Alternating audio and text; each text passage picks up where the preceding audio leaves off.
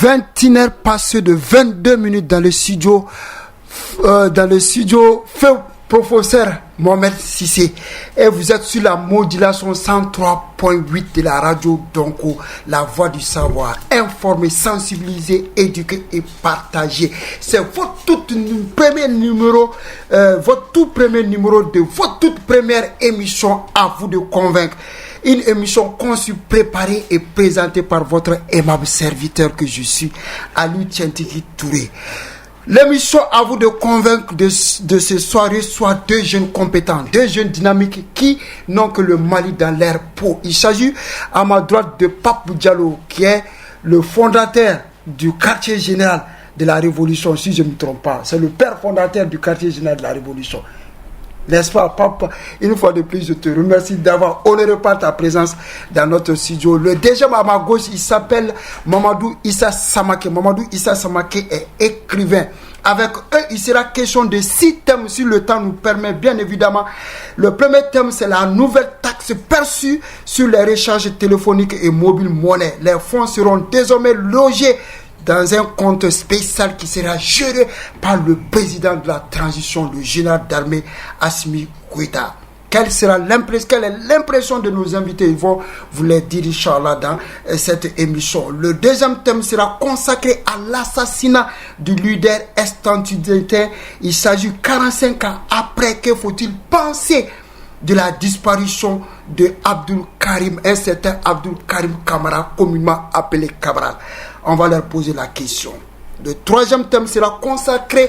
On a constaté dans ces derniers temps la récurrente insécurité dans la capitale qui s'est soldée par l'assassinat du président du Cabral.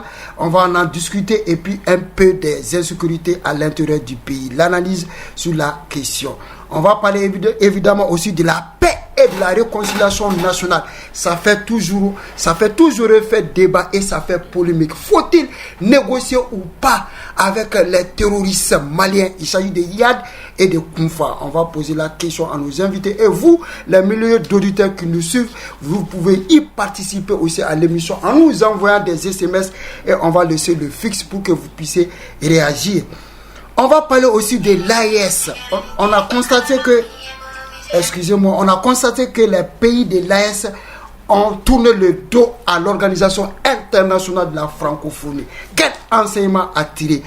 Pour clore l'émission, le dernier thème sera consacré à la problématique de la migration irrégulière, cas de la Mauritanie, où les Maliens sont traités comme des bétails, comme des criminels et comme des vulgaires par les autorités mauritaniennes. On va donner la parole à nos invités, ils vont donner leur point de vue et au milieu d'auditeurs qui nous suivent. Vous pouvez y participer aussi. Voilà un peu campé le décor de l'émission Le Grand Débat. L'émission À vous de convaincre de ce soir, bien évidemment. Je vais m'habituer parce que c'est la toute première fois l'émission À vous de convaincre. Avec mes invités, la partie technique est assurée par Adama Diarra. Nous, on a un directeur numérique qui nous met sur les réseaux sociaux. Il s'agit de Chaka Danyoro, communément appelé Madeleine Chapé. On va commencer l'émission. Cette émission est consacrée à 2 parties. La première partie sera consacrée un peu au jardin des invités. On va parler un peu des invités, les 2 invités. On va leur parler qu'est-ce qu'ils font et qu'est-ce qu'ils sont en train de faire pour le Mali. Ça, ce sera la première partie. Et la deuxième partie sera consacrée aux différents thèmes que je viens d'évoquer tout à l'heure. On va parler bien évidemment du premier invité qui est à ma droite. Il s'agit de Pape Diallo. Pape Diallo, qui est Pape Diallo? Pape Diallo, c'est un économiste de formation. Il est un jeune leader dynamique connu dans les combats farouches contre la néocolonisation et contre la présence des forces militaires au Mali. Grand militant anti-impérialiste, panafricaniste et internationaliste, Pape elle était le secrétaire général du mouvement Yerawolo debout sur les remparts, mais il a porté maintenant sur le fond baptisé pour le quartier général de la Révolution. Ce mouvement patriotique et républicain qui a enclenché une lutte farouche contre la politique française au Mali. patriote engagé pour la cause commune et sa patrie, le Mali. Pape a été, entre autres, assistant parlementaire d'un vice-président de l'Assemblée nationale, assistant parlementaire d'un groupe parlementaire d'un grand parti politique, agent de la MINUSMA, une organisation lui-même qui a contribué à les faire sortir du Mali. Pape a contribué farouchement à la lutte contre la présence de la MINUSMA au Mali. Pape a été également chargé de mission dans un grand ministère égalien, très actif sur les scènes associatives.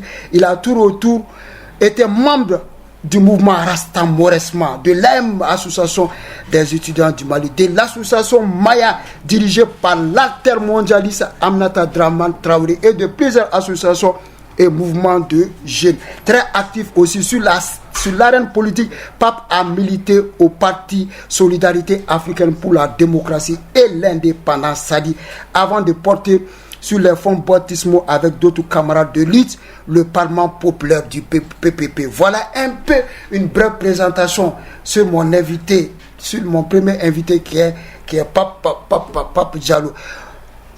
Pape, voici un peu, j'ai fait juste une petite présentation sur vous. On va y revenir si vous avez d'autres trucs à ajouter sur cette présentation. On va y revenir.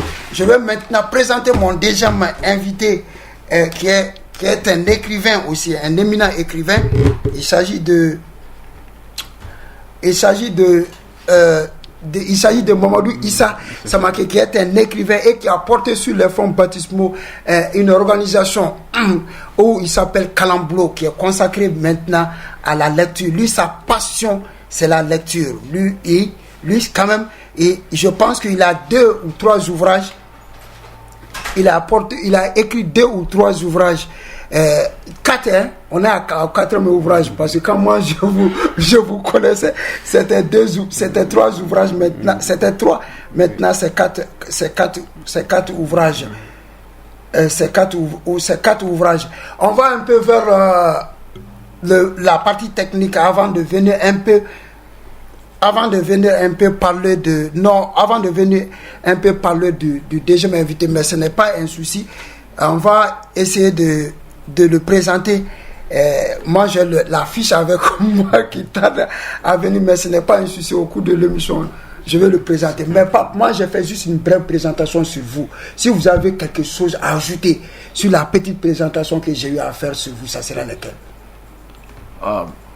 D'abord, avant de me prononcer sur mon parcours que vous venez de décrire, c'est d'abord de dire que c'est un immense honneur et un plaisir que je me retrouve dans cette émission qui est, je crois, la première. C'est la toute première, la première sur émission, la fréquence 103.8 de la radio Dongo. Donc c'est vraiment un honneur pour moi et je tiens vraiment à vous présenter toute ma gratitude et de saluer tous les responsables de la radio Dongo, les techniciens, tous ceux-là qui travaillent ici. De féliciter et de saluer aussi mon co-débatteur M. Samaké et surtout de te rendre un vibrant hommage à ta personne, un intrépide journaliste qui ne recule devant rien. Vraiment, c'est de te féliciter, de saluer et de faire des souhaits et que plein de succès. Merci. Dans tes activités. Merci beaucoup. Voilà, donc c'est d'abord de dire ça. Ouais. Bon, à la suite de ça, j'ai pas grand chose à ajouter parce que tout ce qui vient d'être dit, c'est par la grâce du Dieu Tout-Puissant que j'ai eu la chance voilà, d'exister, de vivre et de me retrouver dans ces situations heureuses. Voilà, heureuses. Donc, déjà, ce serait très difficile pour moi voilà, de me prononcer sur voilà, des qualités sur ma propre personne. Mais je pense que ce qui a été dit est vraiment largement suffisant et que nous prions qu'il y a aussi beaucoup d'autres citoyens qui feront 1000 fois mieux que nous. Et je rends un vibrant hommage à toutes ces personnalités-là auprès desquelles j'ai pu apprendre voilà, la lutte Et voilà, c'est ça. Ok, Merci. moi je vous remercie aussi, Pape, une fois de plus, malgré vos multiples occupations. Chaque fois quand on vous appelle, vous répondez présent par votre présence à nos différentes invitations. Je vous remercie. Et puis on voit que pour le Mali, vous êtes tout le temps présent sur plusieurs plateaux. Ça demande de votre disponibilité pour le Mali. On vous remercie pour cette disponibilité patriotique. Ouais, mais il est important de dire que c'est un devoir aussi à votre égard. Ouais. Merci beaucoup. Merci. Ok, on va maintenant vers ma deuxième invité qui est Monsieur Mamadou Issa Samaké, qui est aussi un jeune très dynamique, républicain et démocratique. Mamadou Issa Samaké est enseignant privé dans l'enseignement secondaire. C'est un jeune très actif dans le milieu des associations, président du club de lecture Kalamblo. Monsieur Samaké est auteur et écrivain. À ses jours, il a publié 3 ouvrages. Ou bien c'est 4. C'est 4 ouvrages. Je sais que la première, c'est ma meilleure université. Et le deuxième, c'était Dilemme. Les 2 autres là, je n'ai pas ça dans mes trucs, mais vous allez essayer d'expliquer. On sait que vous êtes très engagé dans le monde de la littérature. On voit que vous vous engagez très bien à faire valoir la littérature. Si vous avez quelque chose à ajouter dans votre brève présentation que j'ai eu à faire, ça sera lequel? D'accord. Merci Aliou pour l'invitation et pour l'initiative de cette émission. Je salue toute la direction de la radio Danko, à commencer par toi le directeur, la partie technique, Chapé qui nous met sur les réseaux sociaux. Je salue Pape Diallo pour la présence et pour sa disponibilité, et saluer nos auditeurs pour leur écoute. Présentation, je n'ai pas grand chose à ajouter, sauf que, comme vous l'avez si bien dit, je suis au-delà d'être président du club de lecture Kalamblo, oui, qui est une organisation qui promet l'écriture et la lecture. Je suis écrivain aussi. J'ai à mon actif 4 publications. Ma meilleure université qui est un essai sur les universités du Mali, une sorte de guide d'orientation pour le nouveau bachelier. D'ailleurs, le livre a été reconnu dans ce sens par le ministère de l'Éducation nationale. Je suis aussi auteur du Dilemme, quand la médecine moderne et la géométrie se prononcent, qu'est décidé, un roman. Un deuxième roman, Les grains des vieux. Et la dernière parution était un livre biographique. Monsieur Idrissa Koulibaly, un homme au service de Sanabélé du Mali, qui est un livre qui met en lumière les réalisations d'un homme qui a beaucoup fait pour son village. Donc ça, c'est entre autres publications. Ça, c'est le dernier ouvrage. Ça, c'est le dernier ouvrage. Ça, c'est entre autres publications que j'ai eu à faire.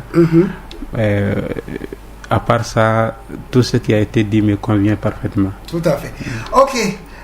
On va avancer par rapport à ça, parce qu'on est dans la première partie de l'émission qui est un peu consacrée au jardin de l'invité. Pape, on a vu que vous avez contribué farouchement.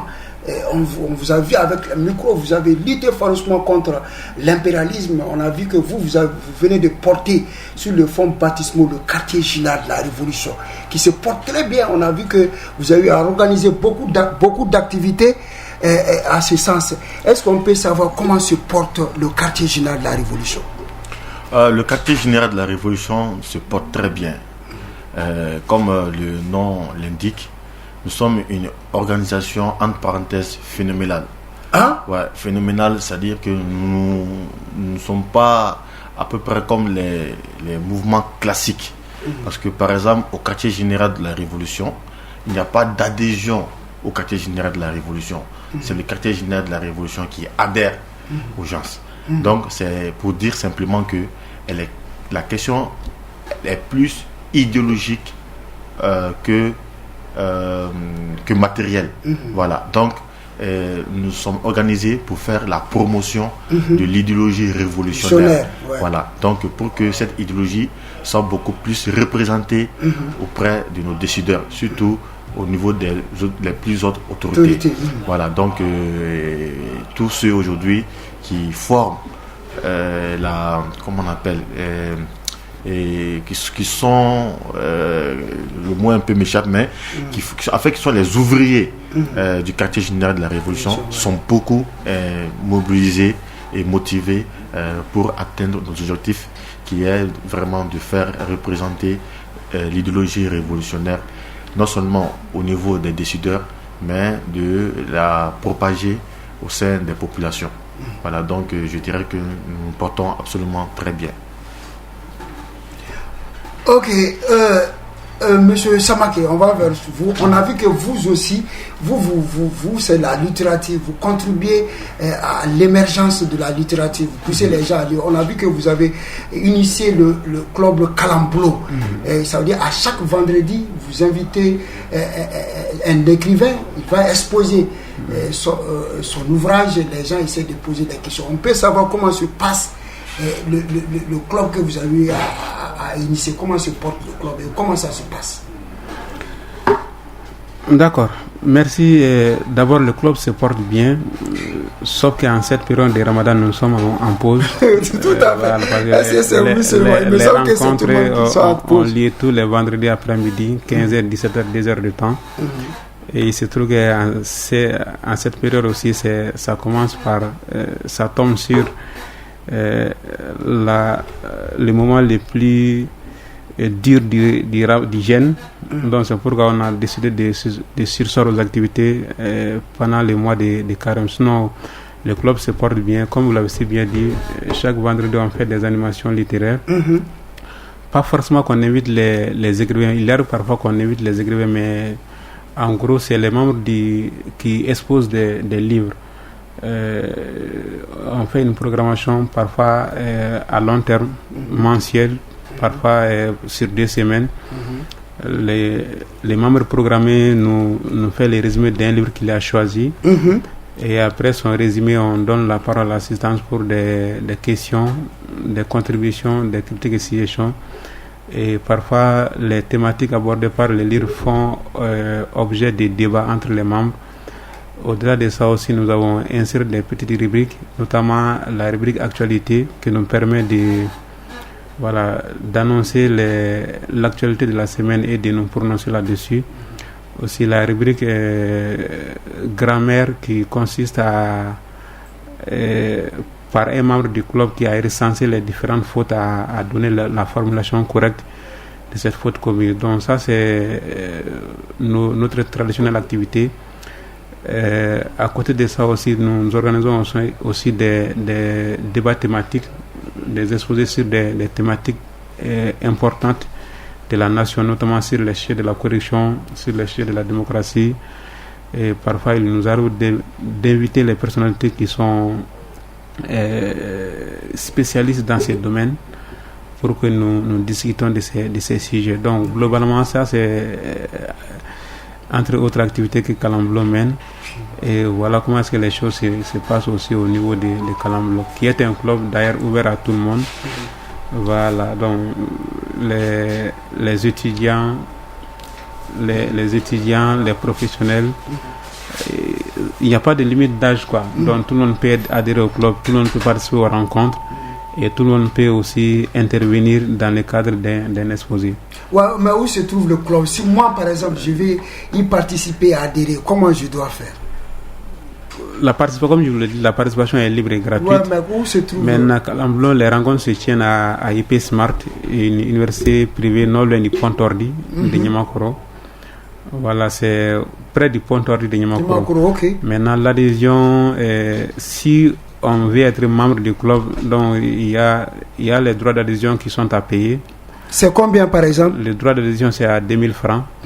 Il y a aussi une cotisation forfaitaire mensuelle de 500 francs qui permettent au club de fonctionner, notamment la rencontre que nous tenons, l'eau, et quand on reçoit les personnalités, les nécessaires qu'on doit acheter. Donc ces cotisations sont exclusivement dédiées au fonds de fonctionnement du club. Donc sinon c'est un club à but non lucratif. Et l'adhésion est libre et gratuite. On va maintenant faire un dernier tour du table sur cette première partie qui est consacrée à vous, vraiment mes invités. Et Pape, on a vu que le quartier journal La Révolution, moi je vous suis, même si vous pensez que je ne vous suis pas, j'ai vu que vous avez eu amené beaucoup d'activités. Moi j'ai même vu une de vos activités, le reportage sur l'ORTM. On a vu que aussi aussi. Vous-même, vous étiez en déplacement par rapport au quartier général. Vous avez vu à Cuba. Vous pouvez nous expliquer quels sont les genres d'activités que vous avez amenés et si quelqu'un d'autre veut adhérer, par exemple, au quartier général de la Révolution, qu'est-ce qu'il doit faire? Il suffit seulement d'épouser la Révolution. Tu es déjà du quartier général de la Révolution. Mais nous sommes en Révolution, nous. Comme son nom l'indique, le quartier général de la Révolution. Donc le quartier, c'est un espace. Là où toute personne qui a un contenu révolutionnaire, que ce soit matériel ou idéologique, a sa place. Si vous avez un projet révolutionnaire, vous êtes les bienvenus au sein du quartier général, pour exposer votre projet et le partager avec les autres camarades pour le réaliser. Donc, ce qui fait que chez nous, il n'y a pas... Tu entres comme tu veux, tu sors comme tu veux. Si tu veux, tu es dedans. Si tu veux, tu es en dehors. Donc, nous, on n'a aucune contrainte et aucune gêne. Voilà, il faut simplement épouser la révolution. Partout où tu te trouves, tu es prononcé révolutionnaire, tu es du quartier général de la Révolution. Par exemple, récemment, au sein du quartier général de la Révolution, nous avons proclamé, par exemple, le ministre des Affaires étrangères, Abdoulaye Diop, membre du quartier général de la Révolution, sans lui informer. Ah oui, parce qu'il a tenu un propos révolutionnaire. Donc, quand il a parler de la révolution culturelle, non, c'est dit, mais lui, à son niveau, et vu l'instance qu'il dirige aujourd'hui, et qu'il parle de la révolution culturelle, au moment où le président a décrété cette année de la culture, tout à fait. On dit que mais lui, il n'aura que sa place au sein du quartier général de la révolution, parce qu'il vient d'être un révolutionnaire. Voilà, donc c'est pour vous dire que nous avons beaucoup de manières. Voilà, il y a beaucoup de manières déjà à adhérer au quartier général de la Révolution. Tant que nous partageons les mêmes idées, nous sommes ensemble. Ok, monsieur Samake, on a compris maintenant, vos ouvrages là. Si moi je veux avoir votre dernier ouvrage, je vais l'acheter. C'est combien et où est-ce que je peux trouver votre ouvrage? Tous les ouvrages sont disponibles à la librairie Bas. Des grands hôtels, à la librairie Les Larousse aussi, au marché d'Ibida, à la librairie autour des livres aussi. Donc ça, ce sont les 3 librairies dans lesquelles les livres sont disponibles. Donc aussi, il y a quelques exemplaires qui sont avec moi aussi. Les prix, c'est 5 000 francs par ouvrage. Voilà, donc tous les livres sont à 5 000 francs. Je pense que les auditeurs savent maintenant où se trouvent les livres et les auditeurs savent aussi qui ont des idées révolutionnaires, s'ils veulent que ces idées révolutionnaires soient connues et puis qu'elles puissent être mises en exécution. Ils peuvent rejoindre le quartier général de la Révolution et ceux qui veulent aussi des ouvrages de M. Samake aussi savent où les trouver. Ça, c'était la première partie de l'émission. Et ceux qui viennent de nous capter, sachez que vous êtes sur la modulation 103.8 de la radio, donc la voix du savoir, informer, sensibiliser, éduquer et partager. Et c'est votre toute première émission qui est en cours, à vous de convaincre. On va procéder maintenant à la deuxième partie de l'émission qui est consacrée à l'actualité brûlante, les sujets qui ont été passés au pain fin au début de l'émission. On va commencer maintenant à ma droite aussi avec Pape, le premier thème de l'émission. Pape, on a constaté que d'abord, avant d'arriver au fond, que les nouvelles taxes perçues sur les recharges et les mobilités téléphoniques ont fait couler des encres et des salives. Il y a eu beaucoup de polémiques autour de ces nouvelles taxes. Vous, à votre impression, que pensez-vous de cette décision prise par les autorités de la transition? D'abord, nous sommes bien heureux qu'une décision politique crée autant de débats. Vraiment. C'est important parce que ça met en évidence la question de la gestion politique du pays. Ce sont des contradictions, parce que c'est à la lumière des contradictions que jaillissent la vérité, le bon choix. Donc, ce qu'il faut d'abord comprendre, c'est qu'au niveau du quartier général de la Révolution, voici notre analyse. La première phase dans laquelle nous nous trouvions, c'est que nous étions sous occupation, sous tutelle. Tout à fait. Donc il fallait se libérer. Donc dans ce contexte-là que nous avons mené un combat de libération. Et ce combat de libération a abouti à l'exclusion sur notre territoire des forces impérialistes. Là, on va par exemple citer Barkhane, les G5 Sahel, la MINUSMA, aujourd'hui nous avons l'OIF, la CEDEAO, tout cela. Parce que c'était des entreprises qui nous maintenaient sous un joug, sous une forme d'esclavagisme et qui nous empêchait de nous développer par nos propres moyens. Donc une fois que nous avons été libérés, la question qui se pose, c'est que le pays revient entre les mains des enfants du pays. Donc des hommes, des femmes et des enfants du pays. Donc c'est à nous aujourd'hui de bâtir une nation en fonction de nos compétences, en fonction de notre vision, en fonction de nos ambitions et pour le besoin des populations qui habitent sur notre territoire. Donc nous sommes sur cette phase de construction d'une nation. Donc cette phase aujourd'hui nécessite des débats profonds. Parce que là c'est une question d'orientation, une question de vision, une question idéologique, une question politique maintenant qui est posée. Donc les gens forcément n'ont pas les mêmes visions, n'ont pas les mêmes ambitions, n'ont pas les mêmes stratégies. Même la question méthodologique peut poser problème. Donc il doit avoir des contradictions à tous les niveaux. Maintenant, quand nous nous trouvons face à de telles situations, par principe, la première chose à adopter, c'est d'accepter ces contradictions, de ne pas combattre ces contradictions et d'accepter et que particulièrement les autorités, d'accepter la critique parce que nous sommes dans une phase critique. Donc ce n'est plus aujourd'hui comme la phase de libération, là où un combat est clairement engagé, l'ennemi est bien identifié. Mais cette fois-ci, la question, elle est idéologique, elle est politique. Mais nous constatons que vous avez d'accepter, mais nous constatons que quand souvent tu critiques, et il y a certains qui sortent pour que t'insulter, ça continue toujours sur les réseaux. Ça continue toujours le fait que quand tu critiques seulement, il y a certains qui sont allergiques aux critiques. Oui, ceux qui sont allergiques aux critiques sont ceux-là qui n'ont pas compris que nous avons quitté la phase du combat de libération et que nous nous retrouvons sous une nouvelle phase.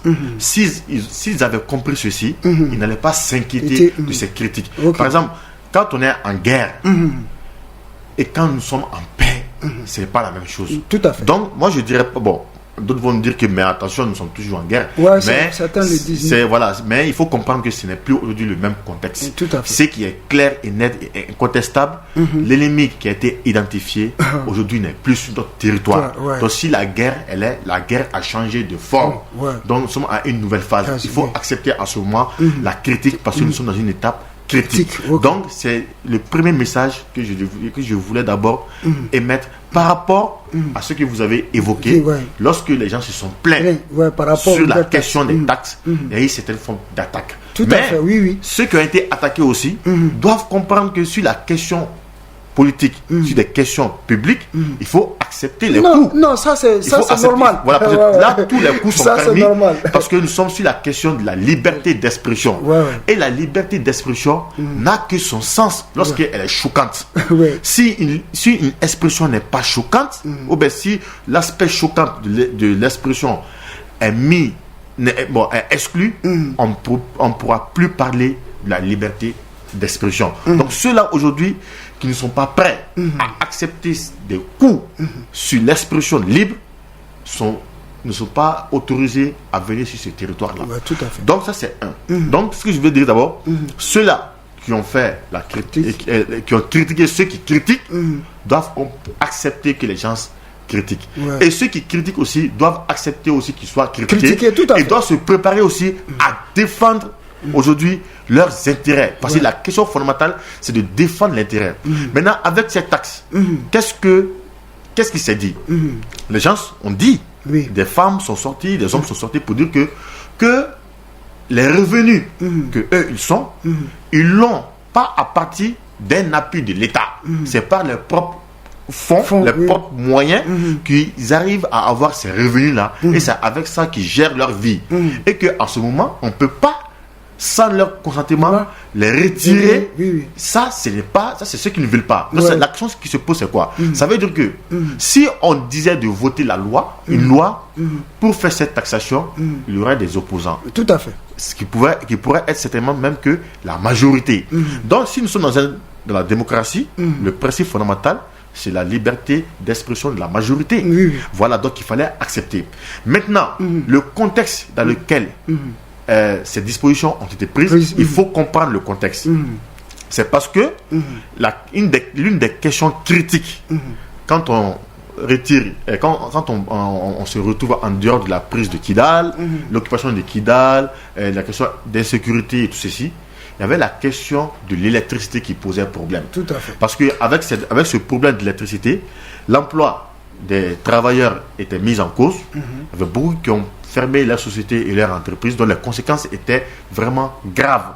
Donc il fallait prendre des mesures immédiates. Donc dans ces conditions, quand le ministre Shugol Kouad Maïga, après sa sortie ratée, il y a eu un ministre, un général premier ministre qui est venu pour maintenir d'abord le cap de la stabilité et ensuite trouver des solutions aux problèmes immédiats qui pourront empêcher toute forme de déstabilisation au sein de notre pays. Donc, dans ce contexte, il a fait une rencontre avec des associations religieuses, politiques et aussi avec les travailleurs de l'énergie du Mali. Et dans ces conditions, il fallait trouver des solutions à ce problème-là, des solutions à long terme, à court terme, à moyen terme. Et surtout des solutions immédiates. Et par rapport à ces solutions immédiates, il fallait trouver de l'argent, les moyens pour trouver de l'argent, pour acheter assez de carburant, pour mettre dans les moteurs, pour pouvoir produire de l'électricité. Donc, c'est dans ces conditions, on a aussi dit que le Premier ministre d'abord, le ministre des Finances est sorti pour expliquer. Mais lui, son explication était tout sauf convaincant. Parce qu'il a beaucoup plus répondu à des questions qui ne se posent pas qu'au véritable problème qui était là. Donc, c'est quand le Premier ministre est sorti que nous avons compris que c'était à la suite de la rencontre avec les travailleurs de l'énergie du Mali qu'il fallait un soutien financier. Et dans ce soutien financier, il y a eu, je crois, quelques aspects. Il y a eu une taxation au niveau des sociétés et entreprises qu'on appelle start-up. Bon, ils ont donné un nom start-up. Il y a aussi au niveau de l'alcool, des trucs comme ça qu'on peut taxer. Et il y avait aussi une contribution à soutien. Voilà. Et c'est cette contribution à soutien qui a posé beaucoup plus de rouler. Voilà. Donc, voici dans les conditions dans lesquelles les choses sont passées. Mais maintenant, ce que nous décrivons, c'est quoi? C'est que les gens ont décrit qu'ils n'ont pas été informés. Ça veut dire que dorénavant, lorsque des décisions politiques sont prises, il faut voir aussi les conséquences derrière qui peuvent aussi aboutir à une tragédie humaine. Parce que en réglant un autre problème, ou bien en arrangeant un problème, il ne faut pas aussi aller déranger aussi une certaine forme de stabilité ou de paix d'autres personnes aussi. Voilà. Ok, vous qui venez de nous capter, sachez que vous êtes sur la modulation 103.8 de la radio, donc la voix du savoir. C'est votre émission À vous de convaincre qui est en cours. Vous pouvez y participer en nous envoyant des SMS au 76 08 35 90 pour l'Orange et le 66 08 35 90 pour le Malitel. Le Malitel, c'est le 66 08 35 90 et l'Orange, c'est le 76 08 35 90. On va laisser le fixe, bien évidemment, au cours de l'émission. Je vois que Ismaël Samake m'a envoyé même un message. Il dit qu'il est en train d'écouter l'émission. Vous pouvez y participer aussi en nous envoyant des SMS et en donnant votre point de vue, en posant des questions aux invités. Monsieur Samake, on va vers vous. Vous aussi, quand vous avez pris conscience et de pris connaissance de cette nouvelle taxation, vous avez vu que on coupe quand vous appelez, on coupe quand vous prenez des forfaits internet, on coupe quand on fait des transactions, on coupe sur vos fonds. Quelle est votre impression par rapport à cette nouvelle taxe prise par les autorités? Merci Ali pour la question. Moi je crois qu'il est important que les gens sachent que le Mali était un pays qui a un budget déficitaire depuis des années. Tout à fait. Depuis des années. Et la loi de finances de 2025, on a une recette prévisionnelle de 2600 et quelques milliards.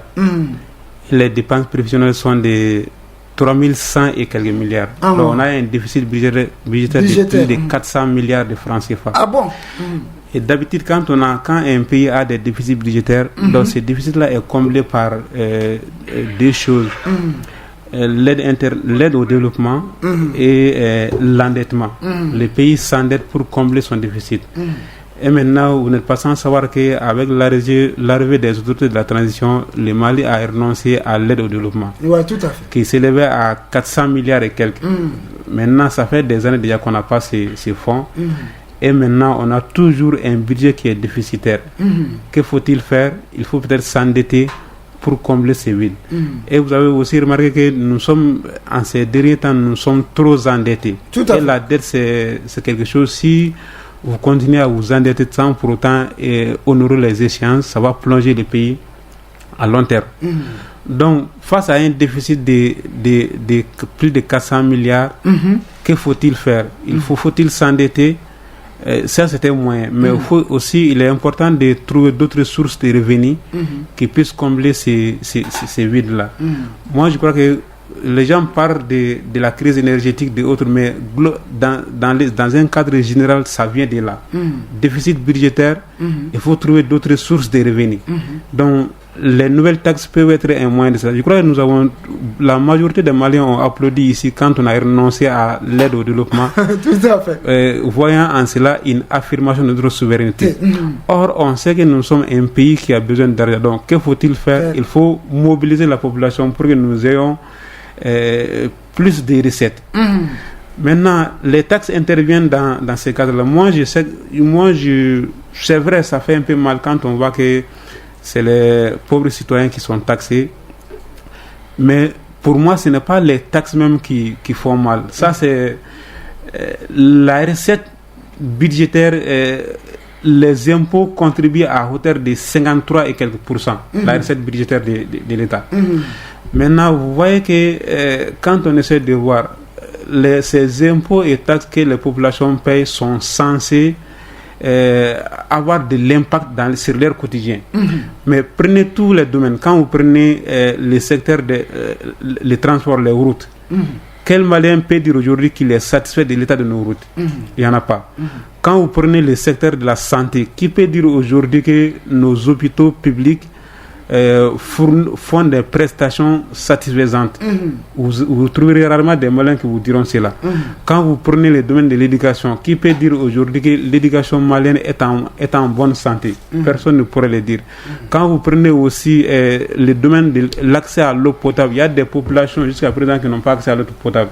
Or, les impôts et les taxes doivent servir à cela. Donc, si les populations paient des impôts et qu'il n'y a pas d'impact, ils vont se poser la question, mais à quoi sert de contribuer si nos contributions ne nous servent pas à grand-chose?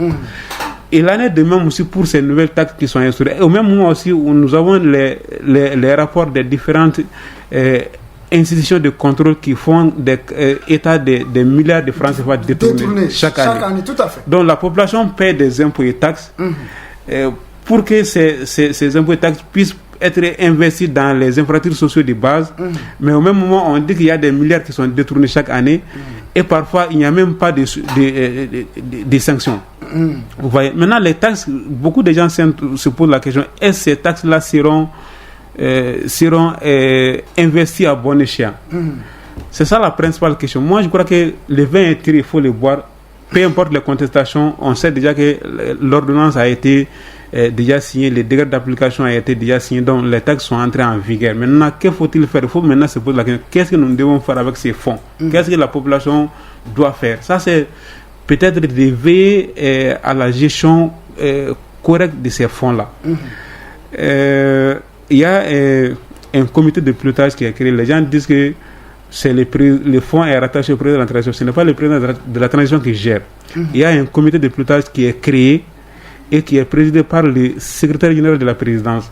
C'est lui qui est le président du comité et c'est lui avec son membre qui est composé de l'essentiel des membres du gouvernement ou les représentants qui doivent gérer, s'occuper de la gestion du fonds. Donc ça ne relève pas obligatoirement, ce n'est pas le président lui-même en personne qui s'occupe du fonds, mais il y a un comité qui est créé, qui est présidé par le secrétaire général de la présidence. Tout à fait. Maintenant, s'agissant du contrôle, je crois que... C'est l'ordinateur des dépenses. Justement, à ce niveau, je vois que on peut facilement tracer combien ces fonds-là, ces taxes-là ont rapporté à l'État et comment est-ce que ça a été dépensé. Parce que c'est les opérateurs de téléphonie mobile qui vont reverser les taxes collectées dans un compte à l'État. Donc, chaque opérateur de téléphonie mobile sait quel mois il a versé combien.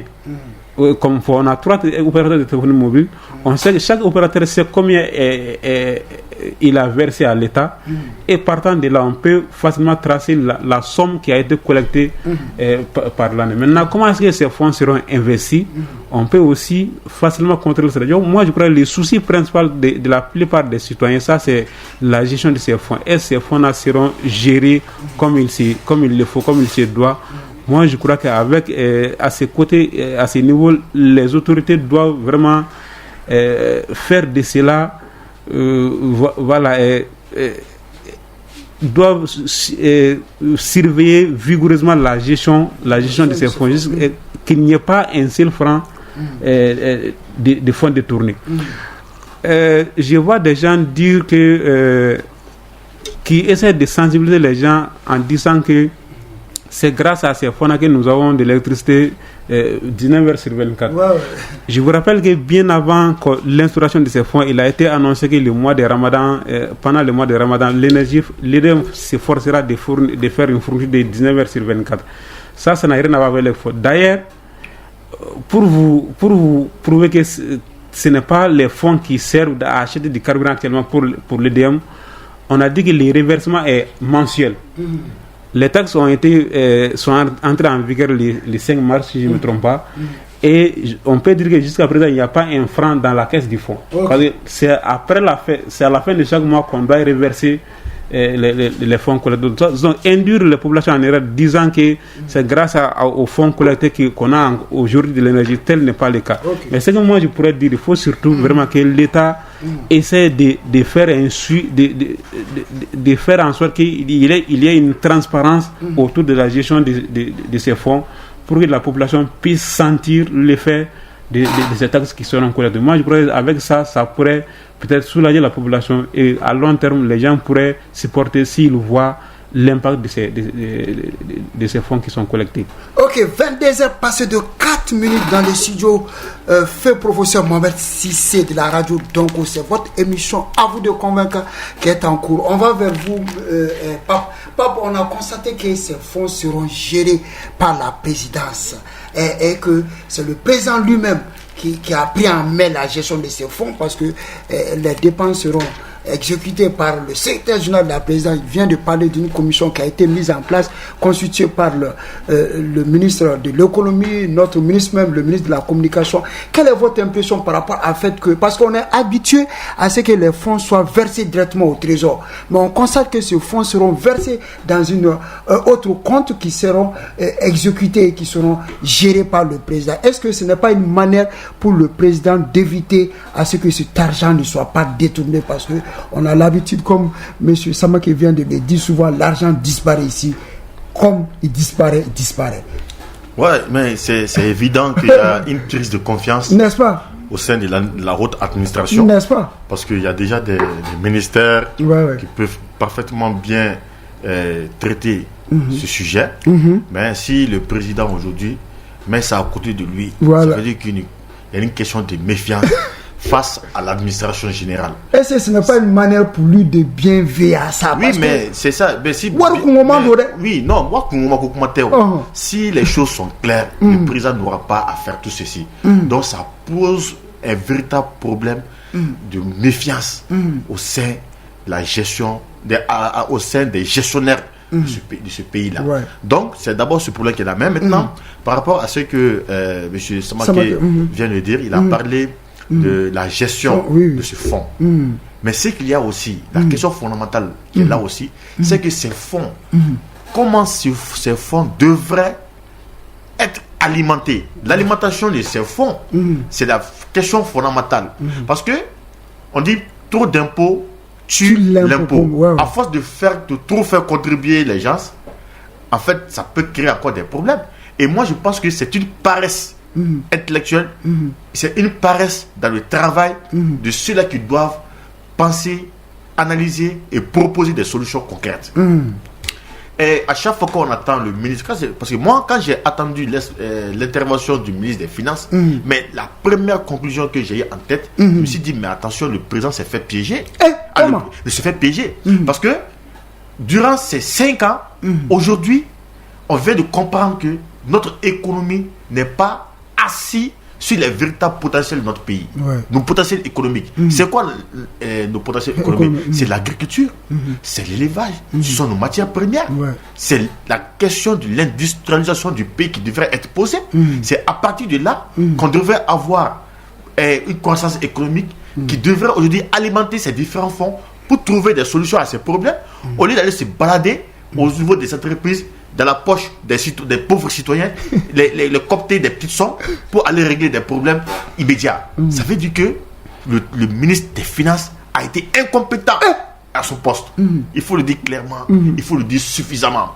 Et si on parle du ministre des Finances, c'est qu'il y a d'autres ministres aussi qui ont été autant compétents, incompétents. Par exemple, quand nous prenons le ministre du Commerce, le ministre de l'Industrie, mais c'était un incompétent. Parce qu'on ne peut pas comprendre que dans l'histoire de notre pays, quand nous prenons Kouligoro, quand on parle de Kouligoro, on parle de Lukoma, les travailleurs de Lukoma. Tout le monde sait ce que la destruction de Lukoma a créé comme ravage, comme déluge au sein de Kouligoro. Des femmes, des foyers ont été disloqués. Tout à fait. Les gens sont morts. Les femmes qui travaillaient, qui faisaient du savon, de l'huile, des trucs comme ça à Lukoma, se sont retrouvées au milieu du fleuve en train de prendre du sable. Comment tu peux imaginer une femme descendre dans l'eau pour aller chercher du sable? C'était le monde en avait, c'était un déluge. Et qu'aujourd'hui, avec cette révolution que nous avons accusée, que le président parte à Kouligoro sans pour autant mettre sur pied Lukoma, il va mettre quoi? Un stade de basketball. Ça veut dire, selon vous, au lieu de mettre, c'est-à-dire, le président devrait entrer à Kouligoro pour aller sécher les larmes des travailleurs de Lukoma, pour leur dire désormais, je suis ce sauveur, je suis ce messie qui est venu pour vous sauver, pour essuyer votre larme. Et le symbole, c'était Lukoma. Mais on s'est retrouvé avec quoi? Avec un stade de basketball. Est-ce que si on demandait à la population de Kouligoro de choisir entre la réhabilitation de Lukoma et la réhabilitation d'un stade de basketball, qu'est-ce que les gens allaient choisir? Ils vont choisir. Ça veut dire que le ministre de basketball a été plus compétent que le ministre incompétent de l'industrie de Lukoma. C'est la conclusion. Parce que ce pays-là, il faut... Mais cela dépend du ministre. Mais c'est le président qui exécute. Mais on dit que... Le ministre est là. Non, le président n'exécute pas. Le président décide. Et c'est au ministre d'aller travailler. C'est à eux de trouver les voies et moyens pour satisfaire les populations, pour satisfaire les décisions du président. On est dans un pays là où à chaque fois, le président initie des trucs, il le confie à des commissions. Ces commissions-là aboutent, c'est la montagne de fait qui est accouchée des sourires. Et chaque fois, les retombées, c'est encore sur le président pour dire le président est comme ça, le président est comme ça. Alors qu'il est entouré par des ministres incompétents. Donc aujourd'hui, il faut les identifier clairement. Selon vous, le fait qu'on taxe sur les populations, vous trouvez que le ministre de l'économie n'a pas été... Non, ça met en évidence l'incompétence du ministre de l'économie et des finances. Et le quartier général de la révolution est mieux disposé pour faire ses critiques. Parce qu'il y a un an, le quartier général de la révolution a élaboré un projet d'une orientation économique et politique que nous avons soumis au ministre des Finances, qui ne nous a jamais écoutés. Et aujourd'hui, nous nous retrouvons avec un résultat catastrophique. Là, il faut aller piocher pour vendre de la poche des vendeuses, des vendeuses de mangue, des balayeuses de rue, des pauvres partout. C'est là-bas qu'on va piocher. Ça, c'est un avis d'échec au niveau du ministère de l'économie et des finances. Et aujourd'hui, qu'est-ce qu'on remarque?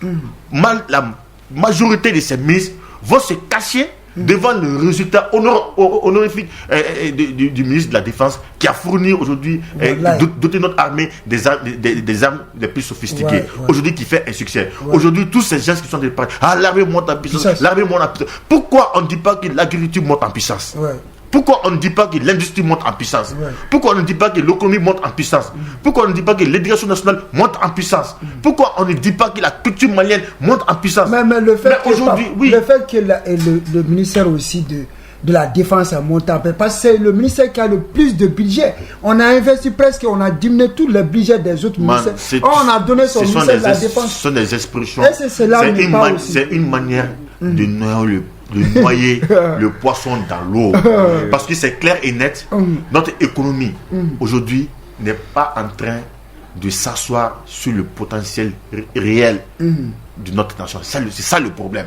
Aujourd'hui, est-ce que quand on compare le ministre de l'Agriculture du Burkina au ministre de la Culture aujourd'hui du Mali, mais tout le monde connaît le ministre de l'Agriculture du Burkina.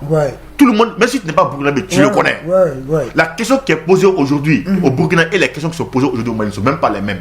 Qui est notre... Moi, je ne connais pas le ministre de l'Agriculture au Mali. Je ne l'ai jamais vu. Je ne le connais pas. Je ne connais pas le ministre de l'Industrie parce qu'il n'a aucun projet industriel. Et on voit le ministre de l'Industrie et du Commerce, c'est Alassane Diallo. Ouais, mais je ne le connais pas. Est-ce que pour connaître un ministre de l'Industrie, il va falloir qu'il pose un axe. Si on dit aujourd'hui que voici une usine qui s'est développée, on va dire le ministre Diallo a fait. Mais c'est pas parce qu'il y a une liste sur Google, on te voit à la télé en train de crier ici des commerçants, nous garantir des choses qui ne vont jamais aller. Chaque fois, il vient à un sapeur-pompier au moment où il y a comment on appelle le mois de carême pour dire qu'on va passer. Et ceux qui ne sont pas du mois de carême, comment ils vont faire? Nous souffrons partout. Voilà, donc c'est ça. Il faut les indexer. Ceux-là qui ne peuvent pas faire le travail du président, qu'ils démissionnent, qu'ils donnent la place à plus compétent qu'eux et qu'on avance parce que le peuple est en train de souffrir et nous sommes là, nous avons mené ce combat, on a chassé la France, on a chassé l'amusement, c'est pour le bonheur des populations maliennes. Voilà. Ok, vous êtes sur la modulation 103.8 de la radio Dongo, la voix du savoir. C'est votre émission à vous de convaincre qui est en train de se passer. J'espère que Pape est en train de convaincre les milliers d'auditeurs. On va vers vous, monsieur Samake. Et on va faire juste la dernière question par rapport à ce thème et avancer un peu. Si vous n'avez rien à ajouter par rapport à ce premier thème, selon vous, le fait que les fonds soient un peu confiés à la présidence, est-ce que ce n'est pas un moyen d'éviter une hémorragie financière ou d'éviter à ce que les fonds ne soient pas détournés, comme on a l'impression, comme vous-même vous avez su à le dire que chaque fois on parle de détournement, de malversation financière. D'accord, merci. Je vais peut-être réagir par rapport au propos de Pape. Pape Diallo, oui. Vous savez, au Mali, nos dirigeants ont manqué de vision. On n'a pas eu des dirigeants visionnaires. Mis à part Modibo Keïta, on n'a pas eu des dirigeants visionnaires. Et parfois, quand on est face à un problème, on pense à la solution la plus facile, même si ce n'est pas une solution durable. Et je crois que c'est ce que le gouvernement a fait. Depuis fort longtemps, on parle du fait que de la révision du code minier. Oui, tout à fait. Voilà, de l'industrialisation, notamment la mine de lithium, de Goulamina. On met en avant l'exploitation des ressources minières du Mali, mais en réalité, on ne sent pas non plus l'impact. Moi, j'ai remarqué que chez nous, ici au Mali, la gestion de l'État, c'est une dose de propagande. Normalement, la gestion, c'est une petite dose de propagande et une grande dose d'action. Mais si la propagande prend le dessus sur l'action, c'est en ce moment que les problèmes vont vont apparaître. Et tout le monde verra ce qu'est la réalité. La réalité est que nous n'avons pas réussi à développer des recettes propres en dehors des impôts et des taxes. Et ça, c'est très grave pour un pays qui a autant de potentiel minier et qui regorge des terres arables. Et nous devons être un pays qui doit faire de l'agriculture les principaux secteurs d'activité, combinés à l'exploitation de nos ressources minières, mais tel n'est pas le cas. On parle de la montée en puissance de l'armée. Moi, je crois que aussi les ministères de l'économie y est pour quelque chose, parce que l'argent, ça vient des ministères de l'économie. Et malheureusement, tout le gouvernement s'est caché derrière cet exploit et on a négligé le côté économique. Or, il y a beaucoup de gens qui ont alerté, qui ont dit que la façon dont nous sommes en train de partir comme ça, il y a des entreprises qui ferment. La dette intérieure n'est pas payée. Des entreprises sont en train de fermer et ça met des milliers de personnes en chômage. Et si nous ne prenons pas garde, l'économie va plonger. Moi, je crois que c'est face à tout cela que les taxes ont été instaurées. Moi, je crois que c'est juste la solution la plus rapide qui a été vue. Moi, je crois qu'à long terme, on doit songer à développer d'autres sources de revenus propres à l'État et autres que les impôts et les taxes. Maintenant, s'agissant du fait que les fonds soient gérés par la présidente, soit gérés sous la tête de la présidente de la transition, moi je ne trouve pas d'inconvénient à cela. Le plus important est que la gestion soit transparente. Parce que ça soit confié au ministère de l'économie et des finances ou que ça soit confié à un comité de pilotage. Le plus important et ce qui constitue les soucis majeurs des Maliens, ça c'est la transparence autour de la gestion du fonds et surtout que nous puissions voir les traces, l'impact de ces taxes. Ça c'est pour moi le plus important, mais peu importe l'organe qui sera chargé de la gestion. Ok, 22h passées de 18 minutes dans le studio. Fait professeur Mohamed Cissé de la radio Donko, la voix du savoir. C'est votre émission. À vous de convaincre en cours. Vous pouvez y participer, bien évidemment, en nous envoyant des SMS au 76 08 35 90 pour l'Orange et le 66 08 35 90 pour le Malitaire. On va bien évidemment laisser le fixe. Mais on va continuer avec l'émission. On va au second thème de l'émission qui est consacré un peu à l'insécurité. On a constaté qu'une insécurité récurrente dans certaines zones à l'intérieur de Bamako. On a vu que le président du Gabal a été vachement assassiné par des criblets de balles devant sa porte. On voit qu'il a eu deux convois de ministres qui ont été attaqués. On voit un peu ces attaques-là qui reviennent. On va écouter ensemble, je vais vous faire réagir ensemble. On va écouter un grand spécialiste des questions sécuritaires. Il s'agit de Dr Amadou Touré. Ensemble, écoutons Amadou Touré. Et on pourrait s'expliquer par 4 lectures possibles. Une guerre asymétrique, notamment à déplacer le terrain des hostilités jusque dans des zones qui n'ont jamais connu auparavant d'attaque. La deuxième lecture possible, c'est une stratégie qui pourrait expliquer une alliance tactique et occasionnelle des groupes armés à s'unir dans leur action contre le Mali. La troisième lecture, c'est une réponse au processus de DDR en cours pour dire qu'ils ne sont pas concernés, ils n'en seraient pas concernés. Et la dernière lecture, c'est une réponse à la force unifiée de l'AES devant sécuriser les 3 frontières et lutter contre les groupes radicaux pour masquer leurs pertes sur le territoire. La situation pourrait être certes difficile, mais nécessaire et surtout passagère. Ok, vous venez d'écouter ce petit élément des spécialistes en questions sécuritaires. Il a fait certaines lectures, chacun a sa façon de comprendre les choses. Est-ce que pas vous, quelle est votre lecture par rapport à ces petites attaques récurrentes qui font surface? Est-ce que ça ne montre pas un peu que ces hommes sans foi ni loi commencent à perdre espoir? Ils sont dans la débandade et ils cherchent de faire des attaques récurrentes. Non, tu sais... Monsieur Touré, moi, ces propos-là m'agacent beaucoup. Je ne suis pas du tout d'accord avec ce genre d'analyse. Parce que nous passons chaque fois le temps à commenter des problèmes. Il faut trouver des solutions. Il faut trouver des solutions basiques, claires. Mais qu'est-ce qui apporte ça? Au lieu d'éviter un problème, il faut d'abord chercher la source même du problème. De ce problème. Tant que cette source n'est pas identifiée, mais on va passer notre temps à faire des commentaires sur des problèmes. Toujours c'est la même chose qui revient. Ah ouais, des groupes armés qui veulent faire les touristes. C'est faux.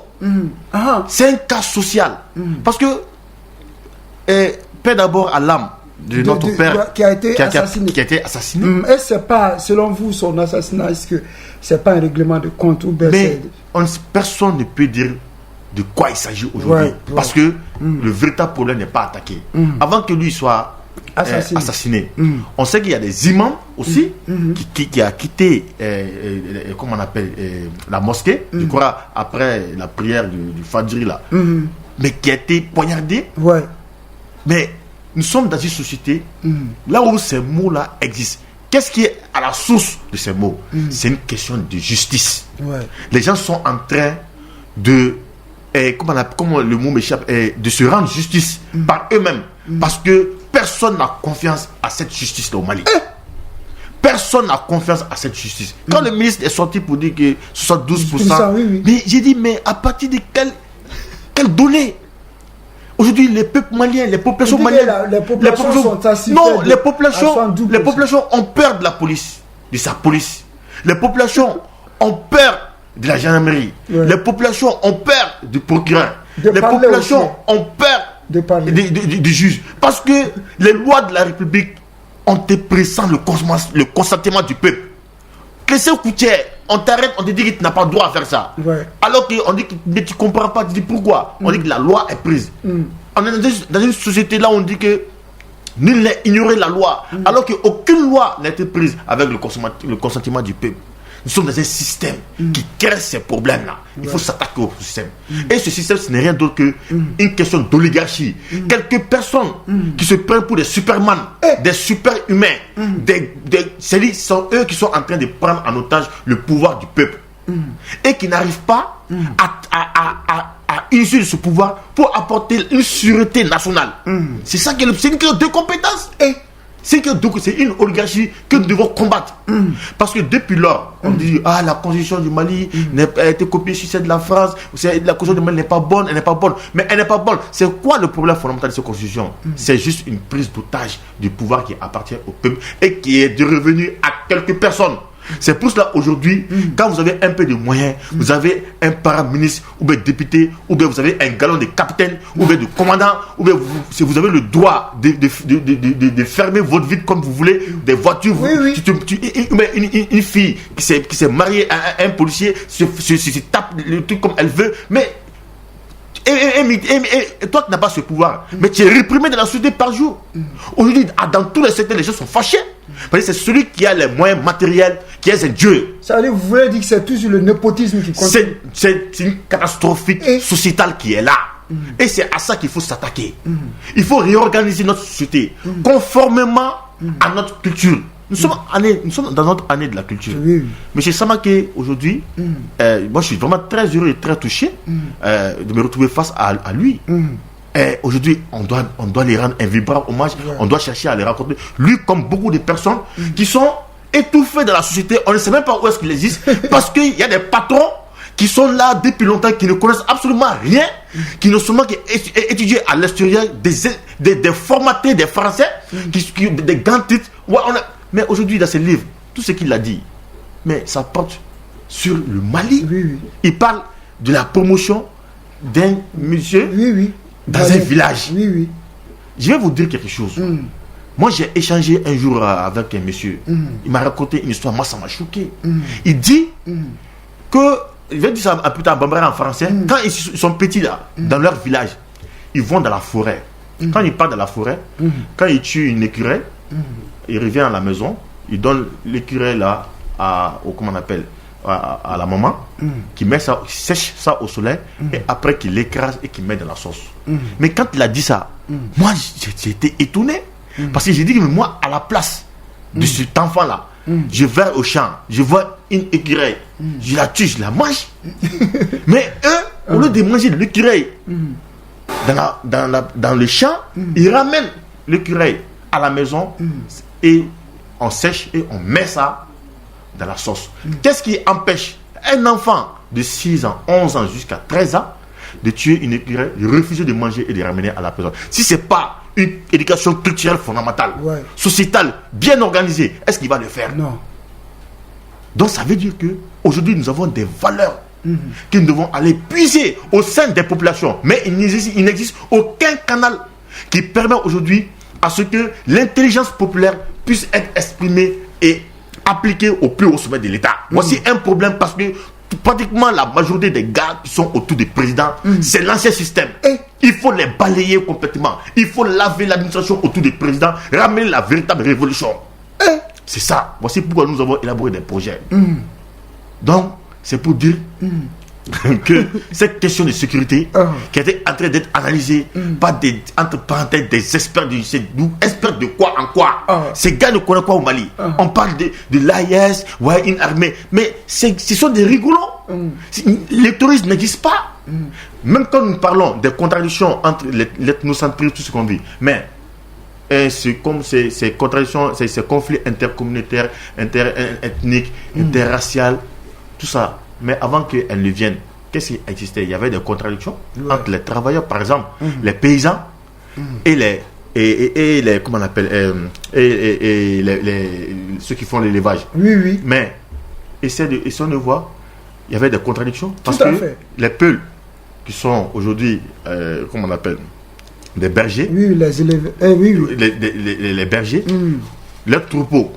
Souvent entrés dans les champs des paysans. Les paysans aussi, souvent aussi mettaient leurs champs sur la voie des ces bergers. Donc ça crée des conflits entre ces deux fonctions qui a pété un peu partout. Et la justice malienne en son temps, pour avoir des trucs personnels, individuels, des intérêts individuels, appliquer l'injustice. Et les gens étaient obligés aujourd'hui à se rendre justice par eux-mêmes. Et ces choses-là ont continué et ça a dérapé partout. Donc il faut réhabiliter une justice conformément aux ambitions des populations. Si les peuples maliens décident qu'on l'élimine complètement, éliminez-nous tous. Ce qu'on veut, il faut appliquer. Voilà. Ok. 22h passées de 28 minutes. Vous êtes sur la modulation 103.8 de la radio Dongo, la voix du savoir. La radio qui vous sert, et c'est votre émission À vous de convaincre en cours qui reçoit deux jeunes compétents. Il s'agit de Pape Diallo du quartier général de la Révolution et de l'éminent écrivain Mamadou Issa Samake. Monsieur Samake, on va vers vous. C'est cette même question que on constate ces attaques récurrentes, même si Pape dit, il pense que c'est une question de justice, les gens se rendent justice. Selon vous, quelle est votre lecture et quelle lecture faites-vous par rapport à ces attaques récurrentes qui reviennent un peu par ici, un peu par là, surtout de l'assassinat en plein capital du président de Grabal, monsieur. D'accord. Il faut d'abord faire la part des choses. Je crois que les deux cas ne sont pas les mêmes. L'assassinat de Cissé. De Cissé, oui. Voilà. À la famille duquel je présente mes condoléances. Boubou Tigal Cissé. Voilà, Cissé. Mais je crois que c'est une personnalité connue. Mais en dehors de ça, il y a des assassinats comme ça en longueur de journée qui se passent à travers le Mali.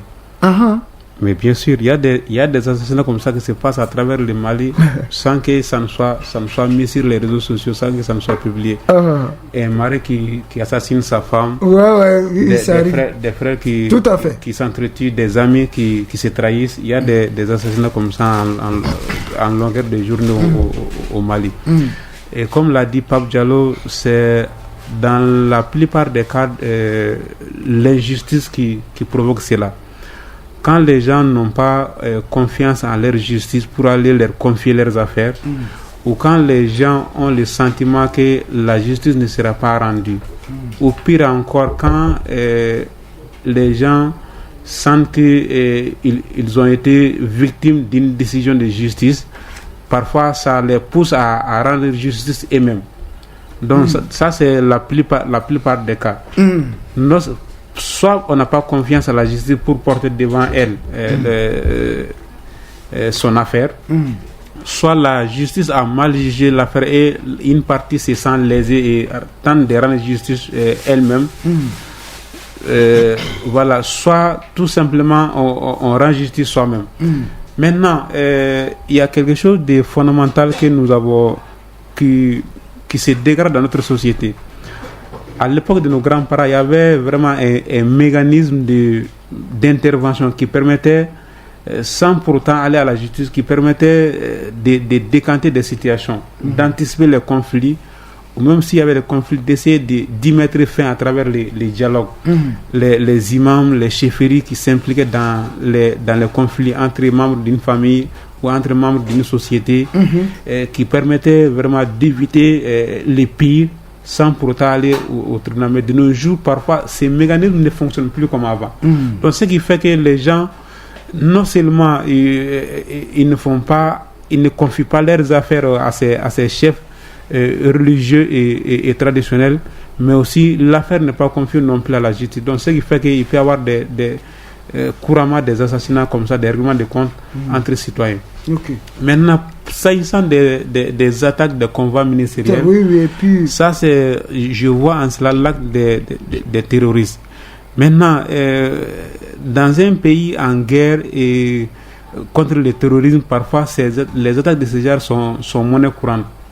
Parce que quand peut-être les terroristes se sentent affaiblis, quand les terroristes sont traqués jusqu'à leur fief, parfois il y a des actes isolés qui consistent peut-être qui visent à faire paniquer la population.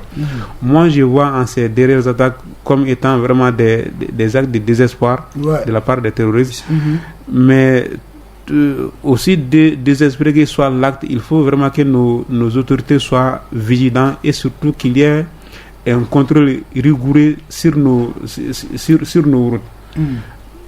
Beaucoup de gens, ceux qui ont l'habitude de voyager, peuvent en témoigner. Généralement, il n'y a pas de contrôle dans nos différents postes, dans nos différents postes de contrôle. Généralement, justement, les chauffeurs descendent, ils donnent de l'argent aux commandants, aux agents. Mais c'est ça, c'était pas auparavant. Non, mais actuellement, ça continue. Ça c'est des pratiques courantes. Dans un pays en guerre, donc, le contrôle doit être assez rigoureux.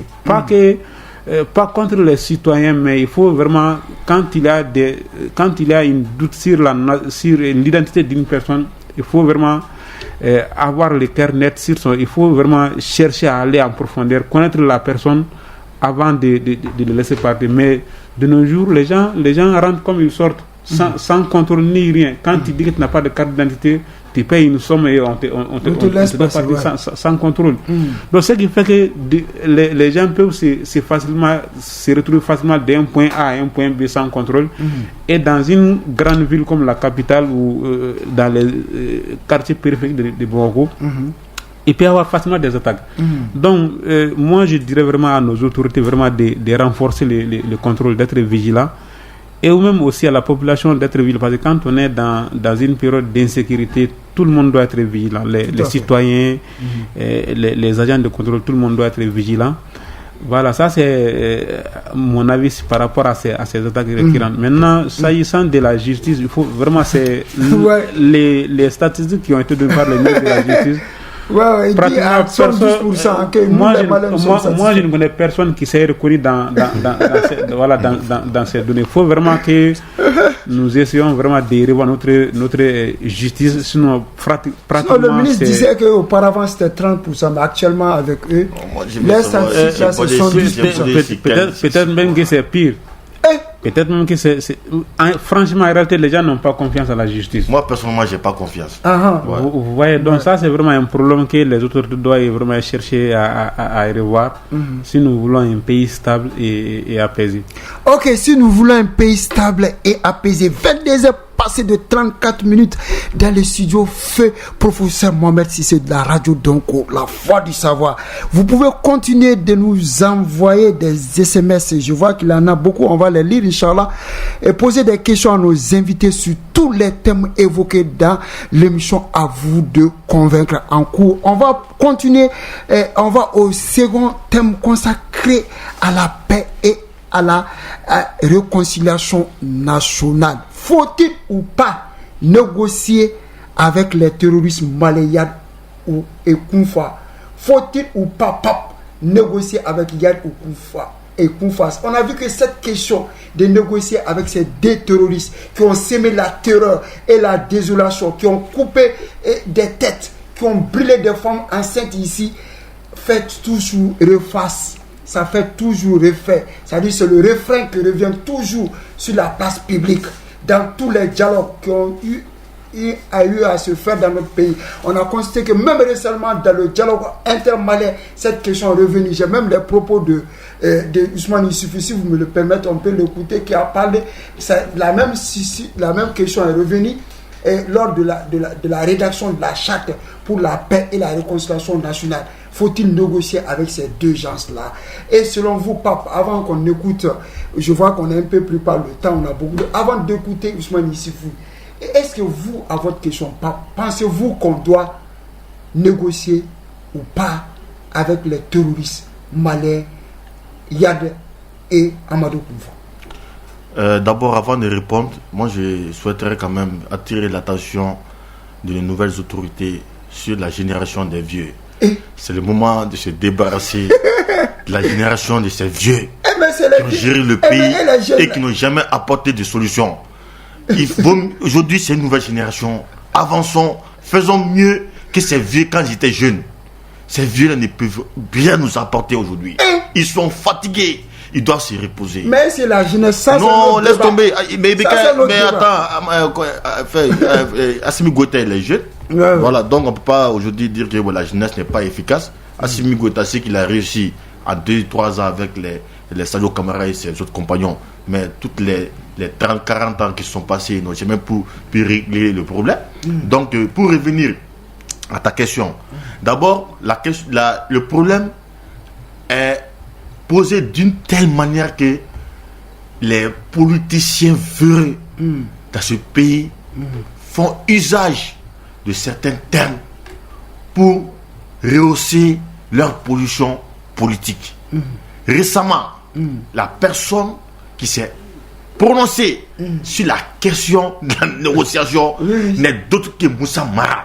Et Moussa Mara est un gigolo politique. Donc, dans ces conditions, nous ne pouvons pas lui accorder un crédit. Pourquoi? Parce que la question de la... Oui, vas-y. Ouais, non, vas-y.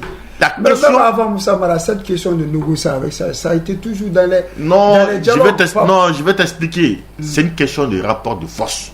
Lorsqu'on est en position de faiblesse... Même récemment, lorsqu'on est en position de faiblesse... rédaction, c'est revenu. Attends, lorsqu'on est en position de faiblesse et lorsqu'on est en position de force, ce n'est pas les mêmes positions de négociation.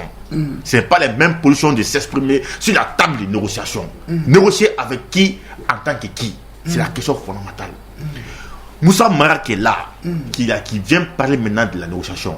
Datant, je crois en 2016, il a été très clair au moment où le Mali avait besoin de négocier avec ceux-là qui nous attaquent pour éviter que nos populations ne soient massacrées. Nous avons demandé la négociation. Et la position de Moussa Mara était de ne pas négocier. Pendant que le peuple était massacré, le Mali avait besoin de négociations et Moussa Mara avait pris une position de non-négociation. Donc le peuple continuait à se faire massacrer. Nos militaires continuaient à se faire massacrer. Et dans cette douleur tragique, les populations maliennes, le peuple malien, debout comme un seul homme derrière les autorités de la République, ont pu mobiliser des moyens pour nous doter des armes de dernière génération. Nous avons une armée qui est montée en puissance, qui crée aujourd'hui de la désolation dans les rangs de ceux-là hier qui étaient des criminels. Et il s'est avéré aujourd'hui, on ne parle plus de ces terroristes. Ce sont des mercenaires à la sorte de l'Ukraine, très clairement exprimé, à la sorte de la France, très clairement exprimé. Et que cette fois-ci, le ministre de la Défense est sorti pour les dire qu'il va les mettre à un repos éternel. Ils ont le choix de laisser les armes où ils vont dormir et plus se réveiller. Et que c'est en ce moment où nous portons des coups fatals dans les rangs que Moussa Mara sort encore pour nous dire que de négocier avec ces mercenaires, avec ces criminels-là. Nous disons que Moussa Mara est parti s'exprimer encore une fois de plus dans un journal ukrainien. Un journal financé par les services de l'Ukraine, les services ukrainiens, Jeune Afrique. C'est sur ça encore qu'il sort pour aller nous parler mais qu'est-ce que Moussa Mara veut? Qui est Moussa Mara? Ça, c'est la deuxième question. La troisième, non, frère. Ouais.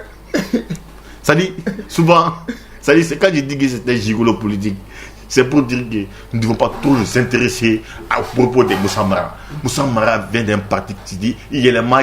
C'est-à-dire qu'il change de gauche à droite, de droite à gauche.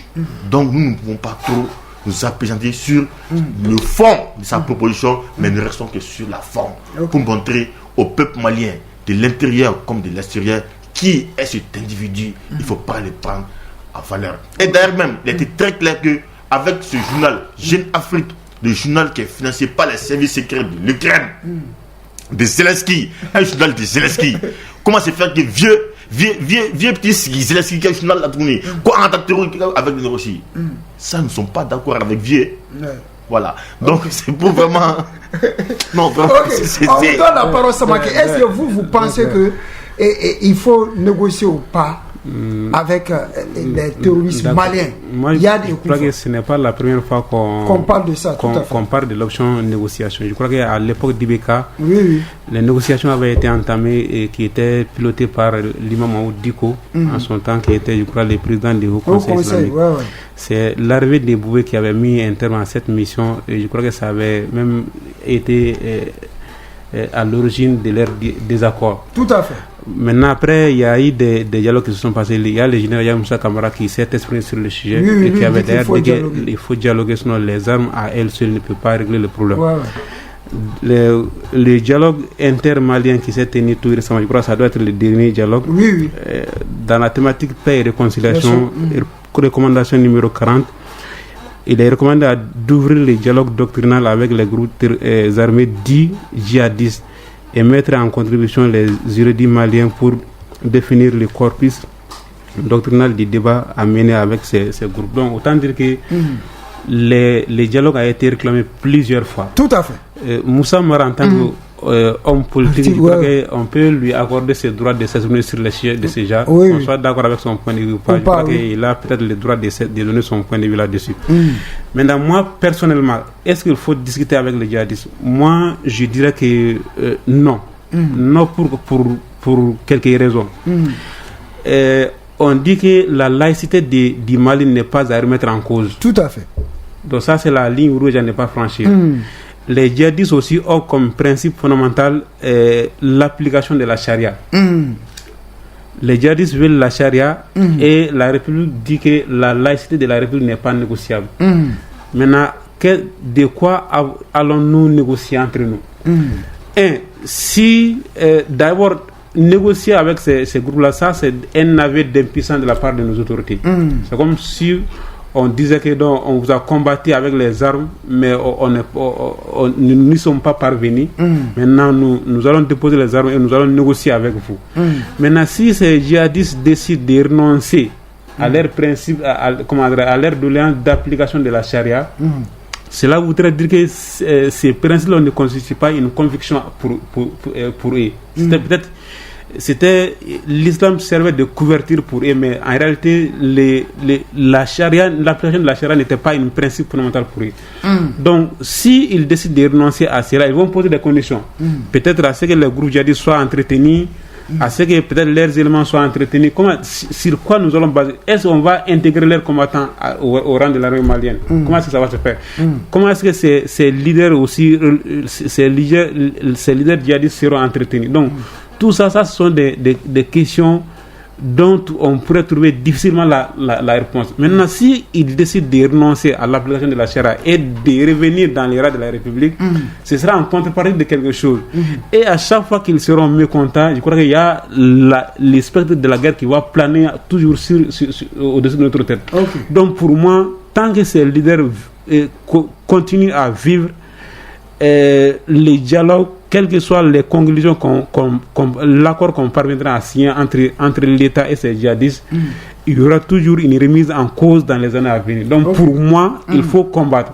C'est maintenant si eux-mêmes ils décident de déposer les armes pour venir vers la République, que la République peut leur imposer leurs conditions. Mais si nous décidons de solliciter un dialogue entre l'État malien et ses djihadistes, je ne pense pas que nous puissions nous puissions leur imposer nos conditions.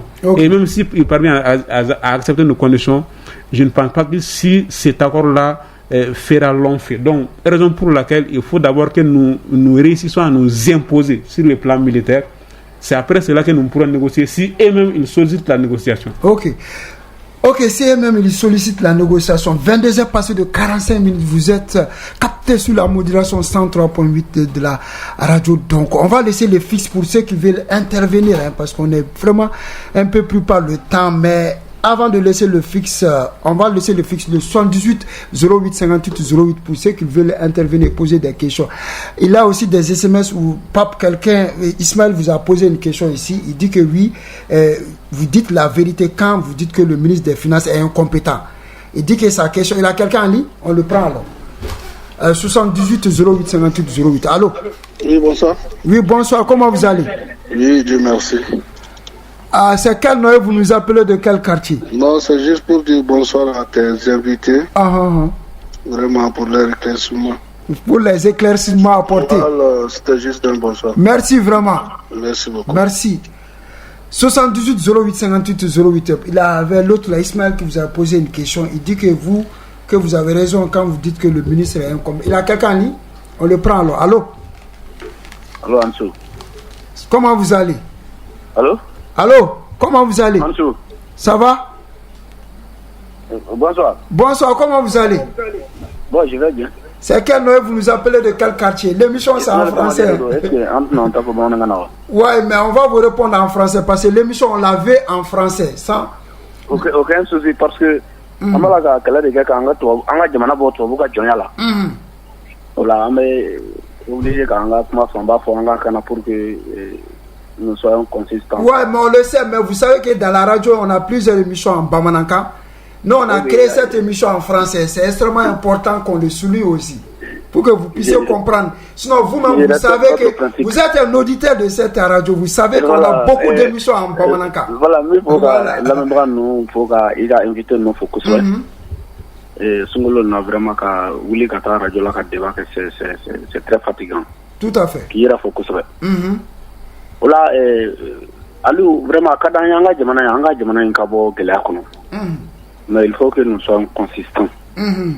Consistance, c'était un cas là de la gelave parachuté bien dongo do. On a jamais un kono, en tout cas phrase sur Achila. Taxi Kourakouin. Mais allô, c'est tout à fait naturel. De madame Rabao, au lieu de Warglan. Oui, à Djaka Foko, on a jamais un Moussaka d'Osro. Partenaire étranger au boulot, de notre fait. Ko on est islamique à ko de kama ko warte ka di ama dakundo la. Donc au retour au lieu ka foko jamana donc ka dodi anga jamana joko te pashi. Ayo famu wa andale mala ka fo o fanake bashi ko yi. Bashi maro yi.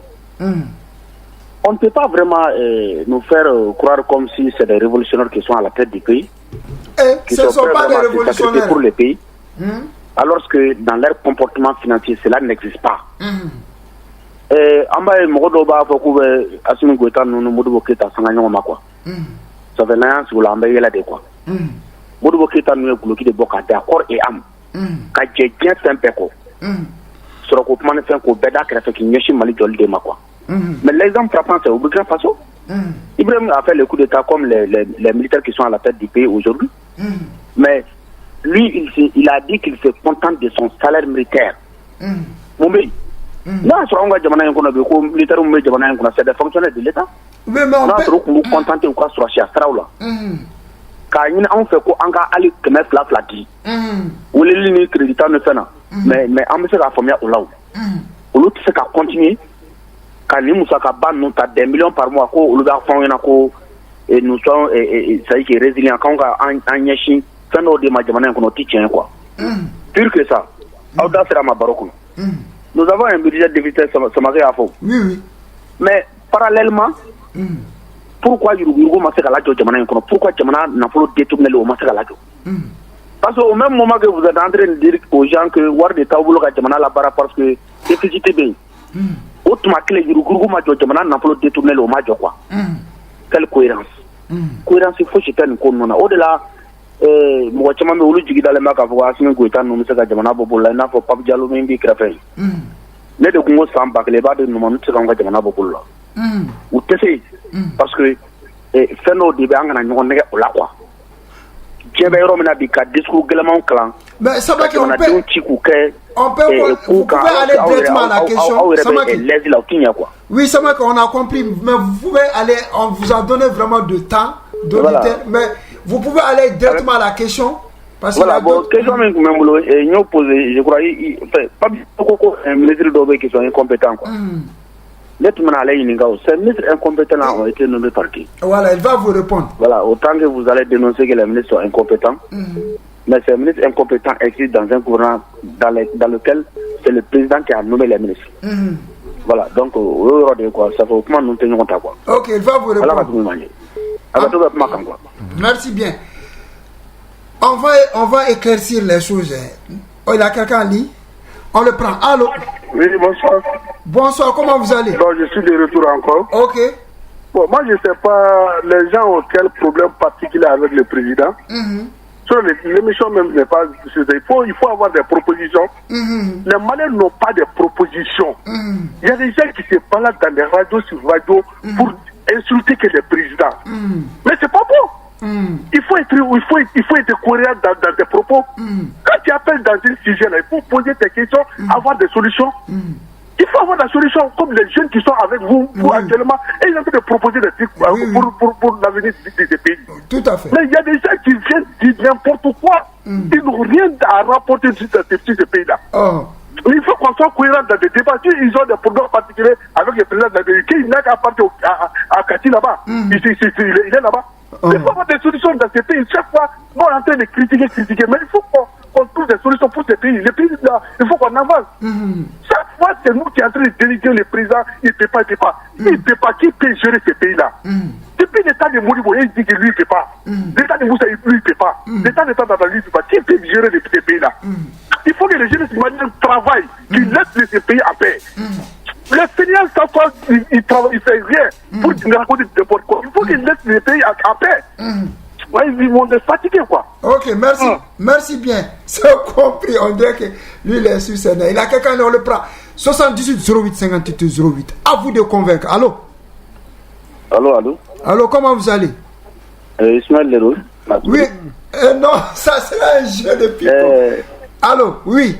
Je suis un membre du M5 RFP.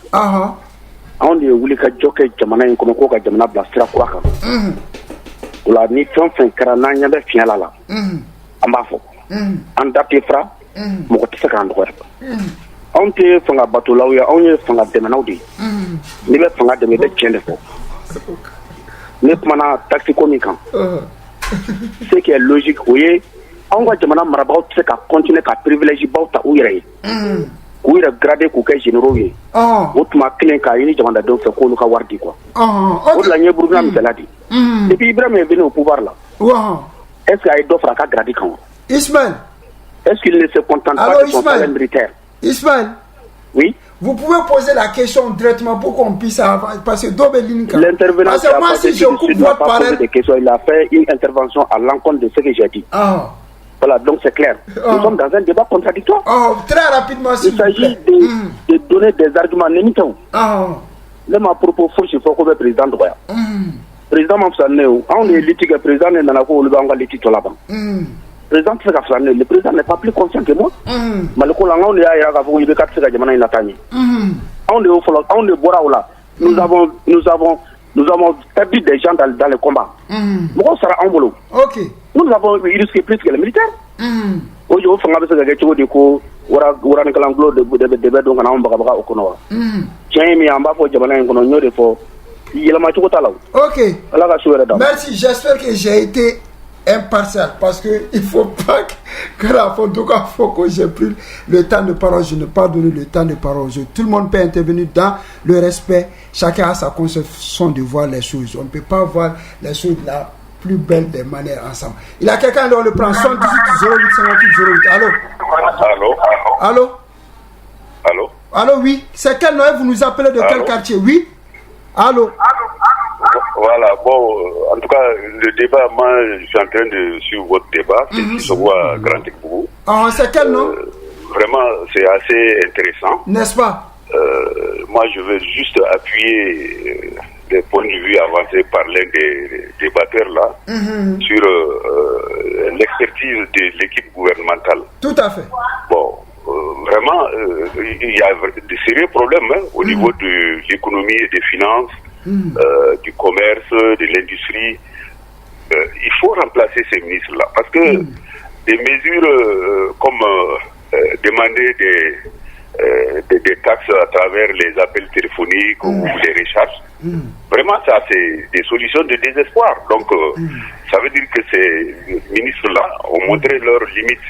Bon, et pour aller plus loin, même le Premier ministre, moi, depuis sa nomination, en tout cas, j'ai tout de suite trouvé qu'il a un profil de gendarme, il a des compétences, mais il serait mieux à l'administration territoriale. Il ne peut pas coordonner l'action d'une équipe gouvernementale. Parce que pour coordonner, il faut comprendre les différents départements que vous coordonnez, et ce n'est pas le cas. Donc, il faut un changement. Bon, je n'ai rien à reprocher au président Assimi et aux autres militaires d'ailleurs, ils font très bien leur boulot, mais il faut faire des réajustements.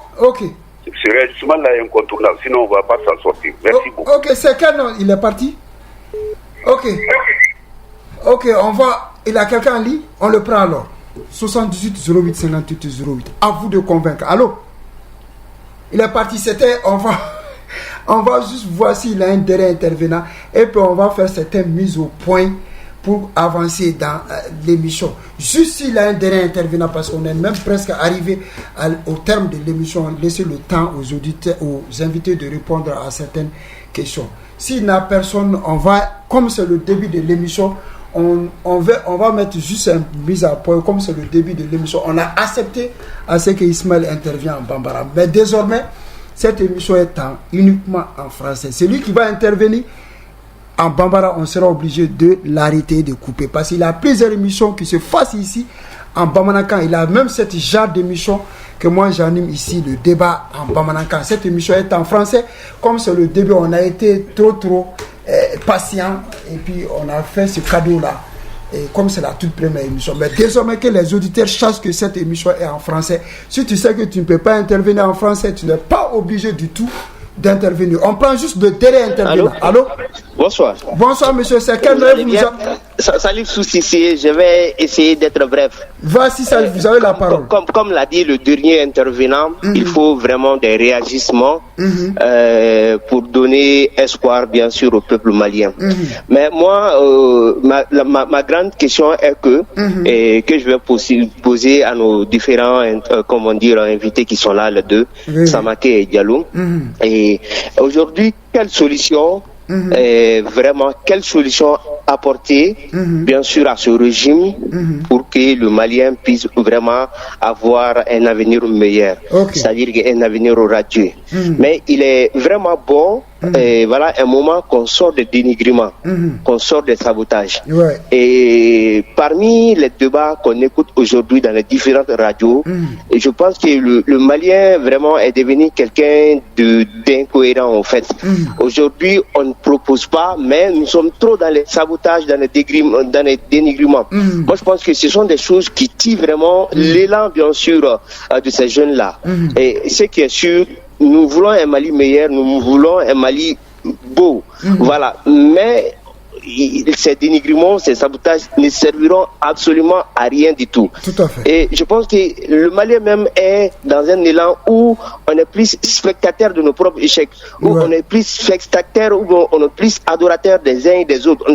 Nous sommes des supporters aujourd'hui pour un camp, pour un régime. Mais voilà. Qu'est-ce que nous pouvons proposer, surtout la jeunesse malienne? Parce qu'il est temps qu'on se réveille, il est temps qu'on essaye de battre les pavés.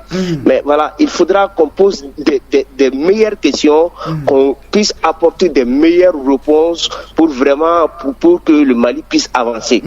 Que ce soit ses dirigeants ou pas, il faudra les accompagner. Sans l'accompagnement, et moi je pense que ça serait vraiment un désastre. Voilà, il faut espérer. Mais la question est que vraiment quelle solution ils peuvent vraiment apporter et puisse vraiment être un élan de changement et un élan qui puisse vraiment mettre les Maliens à l'aise. Merci. Merci Cissé.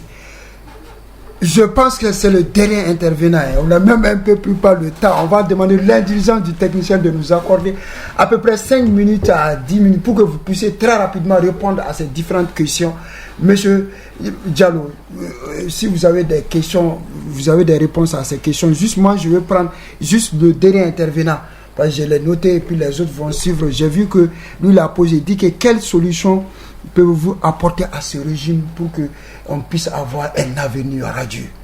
Voilà, donc moi c'est très simple. Il faut simplement libérer l'expression du génie malien. Et la seule manière pour nous la plus efficace de libérer le génie malien, l'expression du génie malien, c'est de ramener le pouvoir au peuple. De trouver les canaux, les voies et moyens, les instruments adaptés pour que les populations, aussi loin qu'ils existent, arrivent à exprimer leur volonté. Ça, c'est la première des choses, parce que j'ai dit ça de manière globale, mais vu le temps, le timing, je ne pourrais pas entrer dans des spécificités. Sinon, le quartier général de la Révolution a fait des ateliers sur des projets de société qui sont définis sur 7 axes, voilà, qui portent sur la question parlementaire, qui portent sur la sécurisation de la richesse nationale, qui portent sur la question même de la fédéralisation de l'AES. Par exemple, aujourd'hui, nous sommes dans la confédération, mais nous pensons qu'il faut aller à la fédération. Ah, vous voulez que ça soit une fédération? Donc, nous avons beaucoup de prises de position par rapport aux dispositions qui sont prises au niveau de l'État. Donc, ça, c'est de manière générale pour dire que nous avons des solutions concrètes, mais que je ne pourrais pas développer vu les questions du timing. Ça, c'est par rapport à l'intervention des deux intervenants, des deux derniers intervenants. Et maintenant, ce que je veux dire, c'est que dans toute chose, lorsque on se trompe de combat, on se trompe d'ennemi. Lorsqu'on se trompe d'ennemi, on se trompe de combat. Et au moment où nous avons mené le combat pour chasser la France, ça ne réussissait pas parce qu'on se trompait d'ennemi. C'est quand nous nous sommes dirigés vers les véritables ennemis que le peuple a compris, le peuple a porté un soutien qui a permis à ce que les dirigeants puissent porter le coup fatal à ces ennemis-là. Donc aujourd'hui, nous sommes dans une nouvelle disposition, là où il faut véritablement clarifier d'abord le combat. C'est quoi le combat aujourd'hui? C'est quoi l'ennemi aujourd'hui? C'est ce qu'il faut comprendre. Et nous, au niveau du quartier général de la Révolution, nous avons que le combat, c'est contre l'oligarchie. Et cette oligarchie-là, elle est à plusieurs niveaux. Donc c'est ce combat-là qu'il faut mener. Maintenant, comment mener ce combat? C'est par des contradictions, des échanges. Et c'est à travers ces échanges et ces contradictions que la lumière va jaillir et que la conscience populaire va s'élargir de telle manière aujourd'hui que nous allons nous attaquer aux véritables questions.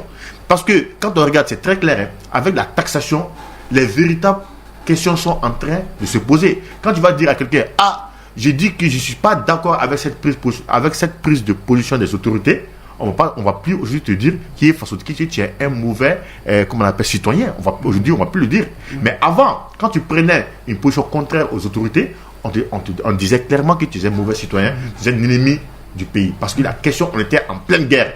Mais cette fois-ci, lorsqu'on prend des positions contraires aux autorités, les gens comprennent que, arrêtez, ce n'est pas une question d'être pour ou contre les autorités, mais c'est une question de défense d'un intérêt. Donc c'est sur cette base-là que nous devons maintenant évoluer. Donc ce que je vais dire de manière globale pour essayer de répondre aussi aux autres et souhaiter que avec d'autres émissions, avec nous ou avec d'autres personnes, que ces sujets-là soient encore plus développés. Parce que certainement que parmi ceux-là qui nous écoutent, il y a des personnes qui détiennent encore beaucoup plus de solutions, beaucoup plus d'informations que nous sommes en train de discuter ce soir. Ok, si vous avez éventuellement d'autres réponses à apporter. Je remercie d'abord les intervenants.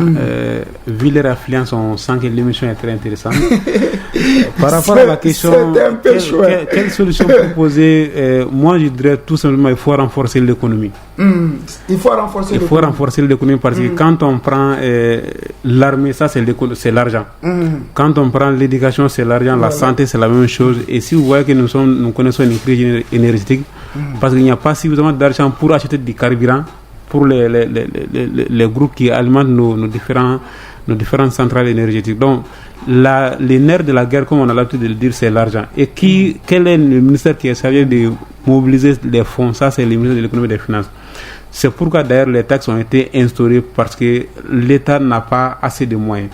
Maintenant, nous sommes un pays qui regorge de potentiel.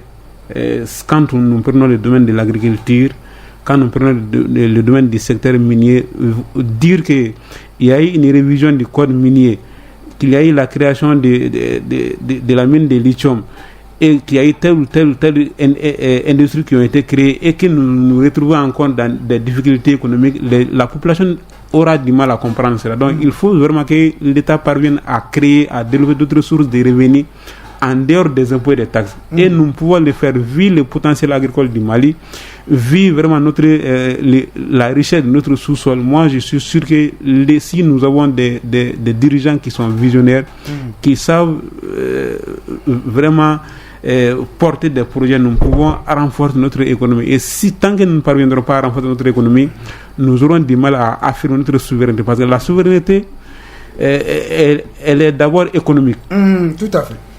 La souveraineté, elle est d'abord économique. Quand un État n'a pas assez de moyens, à long terme, tu seras obligé de te plier aux exigences de ceux qui en ont, de ceux qui ont des moyens. Donc, pour moi, il faut vraiment que nous essayons tout ce que nous sommes en train de faire là. Si nous n'avons pas une économie forte, je doute que ça puisse marcher. Donc, la première des choses que les autorités de la tradition doivent faire, ça, c'est de réfléchir aux voies et moyens pour diversifier nos sources de revenus. C'est à partir de là que nous pouvons peut-être développer d'autres secteurs, que nous pouvons peut-être mettre en place des infrastructures sociales de base qui puissent soulager les populations. Donc ça, c'est ce que je pourrais dire par rapport aux solutions à proposer aux autorités. C'est ok. Et Pape, si on est presque au terme de l'émission, si vous avez un dernier appel à lancer, ça sera lequel? Un dernier appel à lancer dans ces conditions, c'est un peu compliqué pour moi, mais c'est vraiment de continuer d'inciter les populations à s'intéresser aux ministres chargés de leurs problèmes. Voilà. Ouais, il faut pour moi, c'est de les indiquer ça d'abord. La première stratégie. Parce que le combat que nous avons mené contre la France, nous allons mener ce combat 10 000 fois contre les ministres incompétents. On ne va pas les faire cadeau. Parce qu'ils ne vont pas nous faire honte, quoi. Ils ne vont pas donner, c'est-à-dire, la raison à ceux que nous avons combattu hier.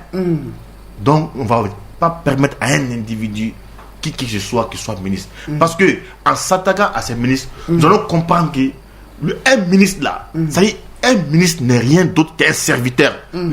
C'est-à-dire la définition du ministre, c'est veut dire serviteur. Ministre de Fosse Djongo, John Kele, John Ba, Premier ministre John Voloy. Donc ils sont là pour travailler pour nous. Et les moyens que nous mettons à leur disposition, c'est pour nous satisfaire. Comme quand nous partons dans un restaurant, les serveurs qui sont là, nous payons, les payons pour que nous soyons bien servis. Et si un ministre n'est pas fait ce travail de serviteur, c'est qu'il laisse de la place à une personne plus compétente que lui. Nous sommes 22 millions de ministres au Mali. 22 millions de ministres. Mais l'autre a posé la même question. Il dit que qui nomme les ministres? Il dit que vous avez dit que le ministre est incompétent, c'est vrai, mais il dit qui nomme les ministres? Ouais, c'est ça, c'est pour ça que j'ai dit que c'est une manière de noyer le poisson dans l'eau. Chacun a sa responsabilité. Voilà, donc moi j'ai donné ma position. Maintenant, à lui aussi de faire sa position. Mais c'est ça, parce que si vous avez un dernier message, ça sera lequel? Un dernier pour message, conclure c'est cette émission à vous de convaincre. Ça, c'est d'abord d'appeler les jeunes à s'intéresser à la gestion de l'État. Tout à fait, il faut qu'ils s'intéressent. Nous avons un problème. Parce que l'avenir du pays se repose sur les épaules. C'est vrai, on peut... Dieu merci, sur ce plan, il y a eu beaucoup de progrès. Là, ça, c'est l'alphabétisation. Nous avons la majorité des jeunes qui ont été à l'école. Mais sur ces nombres de jeunes qui ont été à l'école, tu prends 100 jeunes, vous verrez que 80% ne connaissent rien des mécanismes de fonctionnement de l'État. Ils ne connaissent pas les textes, ils ne cherchent pas même pas à s'intéresser comment est-ce que l'État fonctionne. Et quand nous avons une jeunesse de ce genre, c'est difficile, même très difficile, voilà, que nous puissions mettre la pression sur les autorités. Comme l'a dit Pape, les ministres, mais tout comme le président, ce sont nos serviteurs. Tout à fait. On leur confie notre fonds, notre argent, les budgets de l'État, on leur confie cela pour qu'ils puissent soulager la population. Et quand il y a des jeunes qui ne comprennent pas cela, ça devient compliqué parce que ça devient la jeunesse devient une jeunesse facilement manipulable. Quand on n'a pas les bonnes informations, quand on n'est pas mieux orienté. Donc, appelez d'abord les jeunes à s'intéresser à la gestion de l'État et à mieux connaître leurs droits. Donc, c'est dans ces cadres-là que nous pourrons réussir à mettre la pression sur ceux qui nous gouvernent. Ça, c'est le message que je lance à l'endroit des jeunes. Maintenant, en dehors de cela aussi, appeler nos autorités à la compréhension. Quand on est au sommet de l'État, tout à fait, tout le monde ne peut pas être d'accord avec soi. Donc il faut peut-être laisser les voix s'exprimer. Et peut-être ils doivent être dans le rôle de chercher à convaincre ceux qui ne sont pas d'accord. Peut-être ils expriment leur désaccord, non pas par manque d'amour, de patriotisme, mais parce que peut-être ils ont peur. Donc c'est aux autorités de chercher à les convaincre de leurs projets, des initiatives qu'ils mettent en place, au lieu peut-être de les attaquer. Donc ça c'est très important. Laisser les gens s'exprimer et au milieu de cette expression chercher des voies et moyens pour les convaincre, pour les faire adhérer à leurs initiatives plutôt que peut-être de les traiter autrement. Voilà, donc je remercie tous les auditeurs de la radio, notre technicien l'infatigable, tous nos auditeurs, la direction de la radio et mon cher ami Pape Diallo pour sa brillante intervention. Ok, merci une fois de plus. Je vous remercie d'avoir honoré par votre présence dans notre studio et je vous donne la moitié de la route afin que vous puissiez prendre l'autre moitié et revenir dans ce studio qui est pour vous aussi, mes deux invités. Merci une fois de plus. Avant de nous quitter, on va faire juste on va faire des mises au point pour que les gens puissent comprendre que la radio Donko est dirigée maintenant avec une nouvelle jeune équipe qui a commencé à la redynamiser et c'est pour cela qu'on a créé beaucoup d'émissions. Et la radio, donc, comme son slogan le dit, informer, partager, sensibiliser et éduquer. La radio, donc, c'est pour toutes les sensibilités. Il a plusieurs émissions en langue bambara. Il a des émissions en peul. Nous envisageons de faire des émissions dans presque toutes les langues parlées au Mali. C'est notre ambition. Et on va y parvenir, Inch'Allah. Et cette émission, on l'a vue uniquement en français.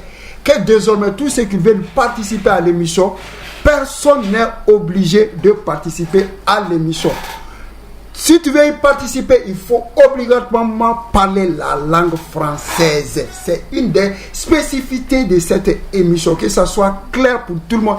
Ce soir, on a pardonné à Ismaël, c'était pour la première fois et ça sera la dernière fois, que ça soit clair pour tout le monde. Et nous remercions tous ceux qui ont appelé et qui ont envoyé des messages. Qu'Allah protège et bénisse le Mali. Au revoir.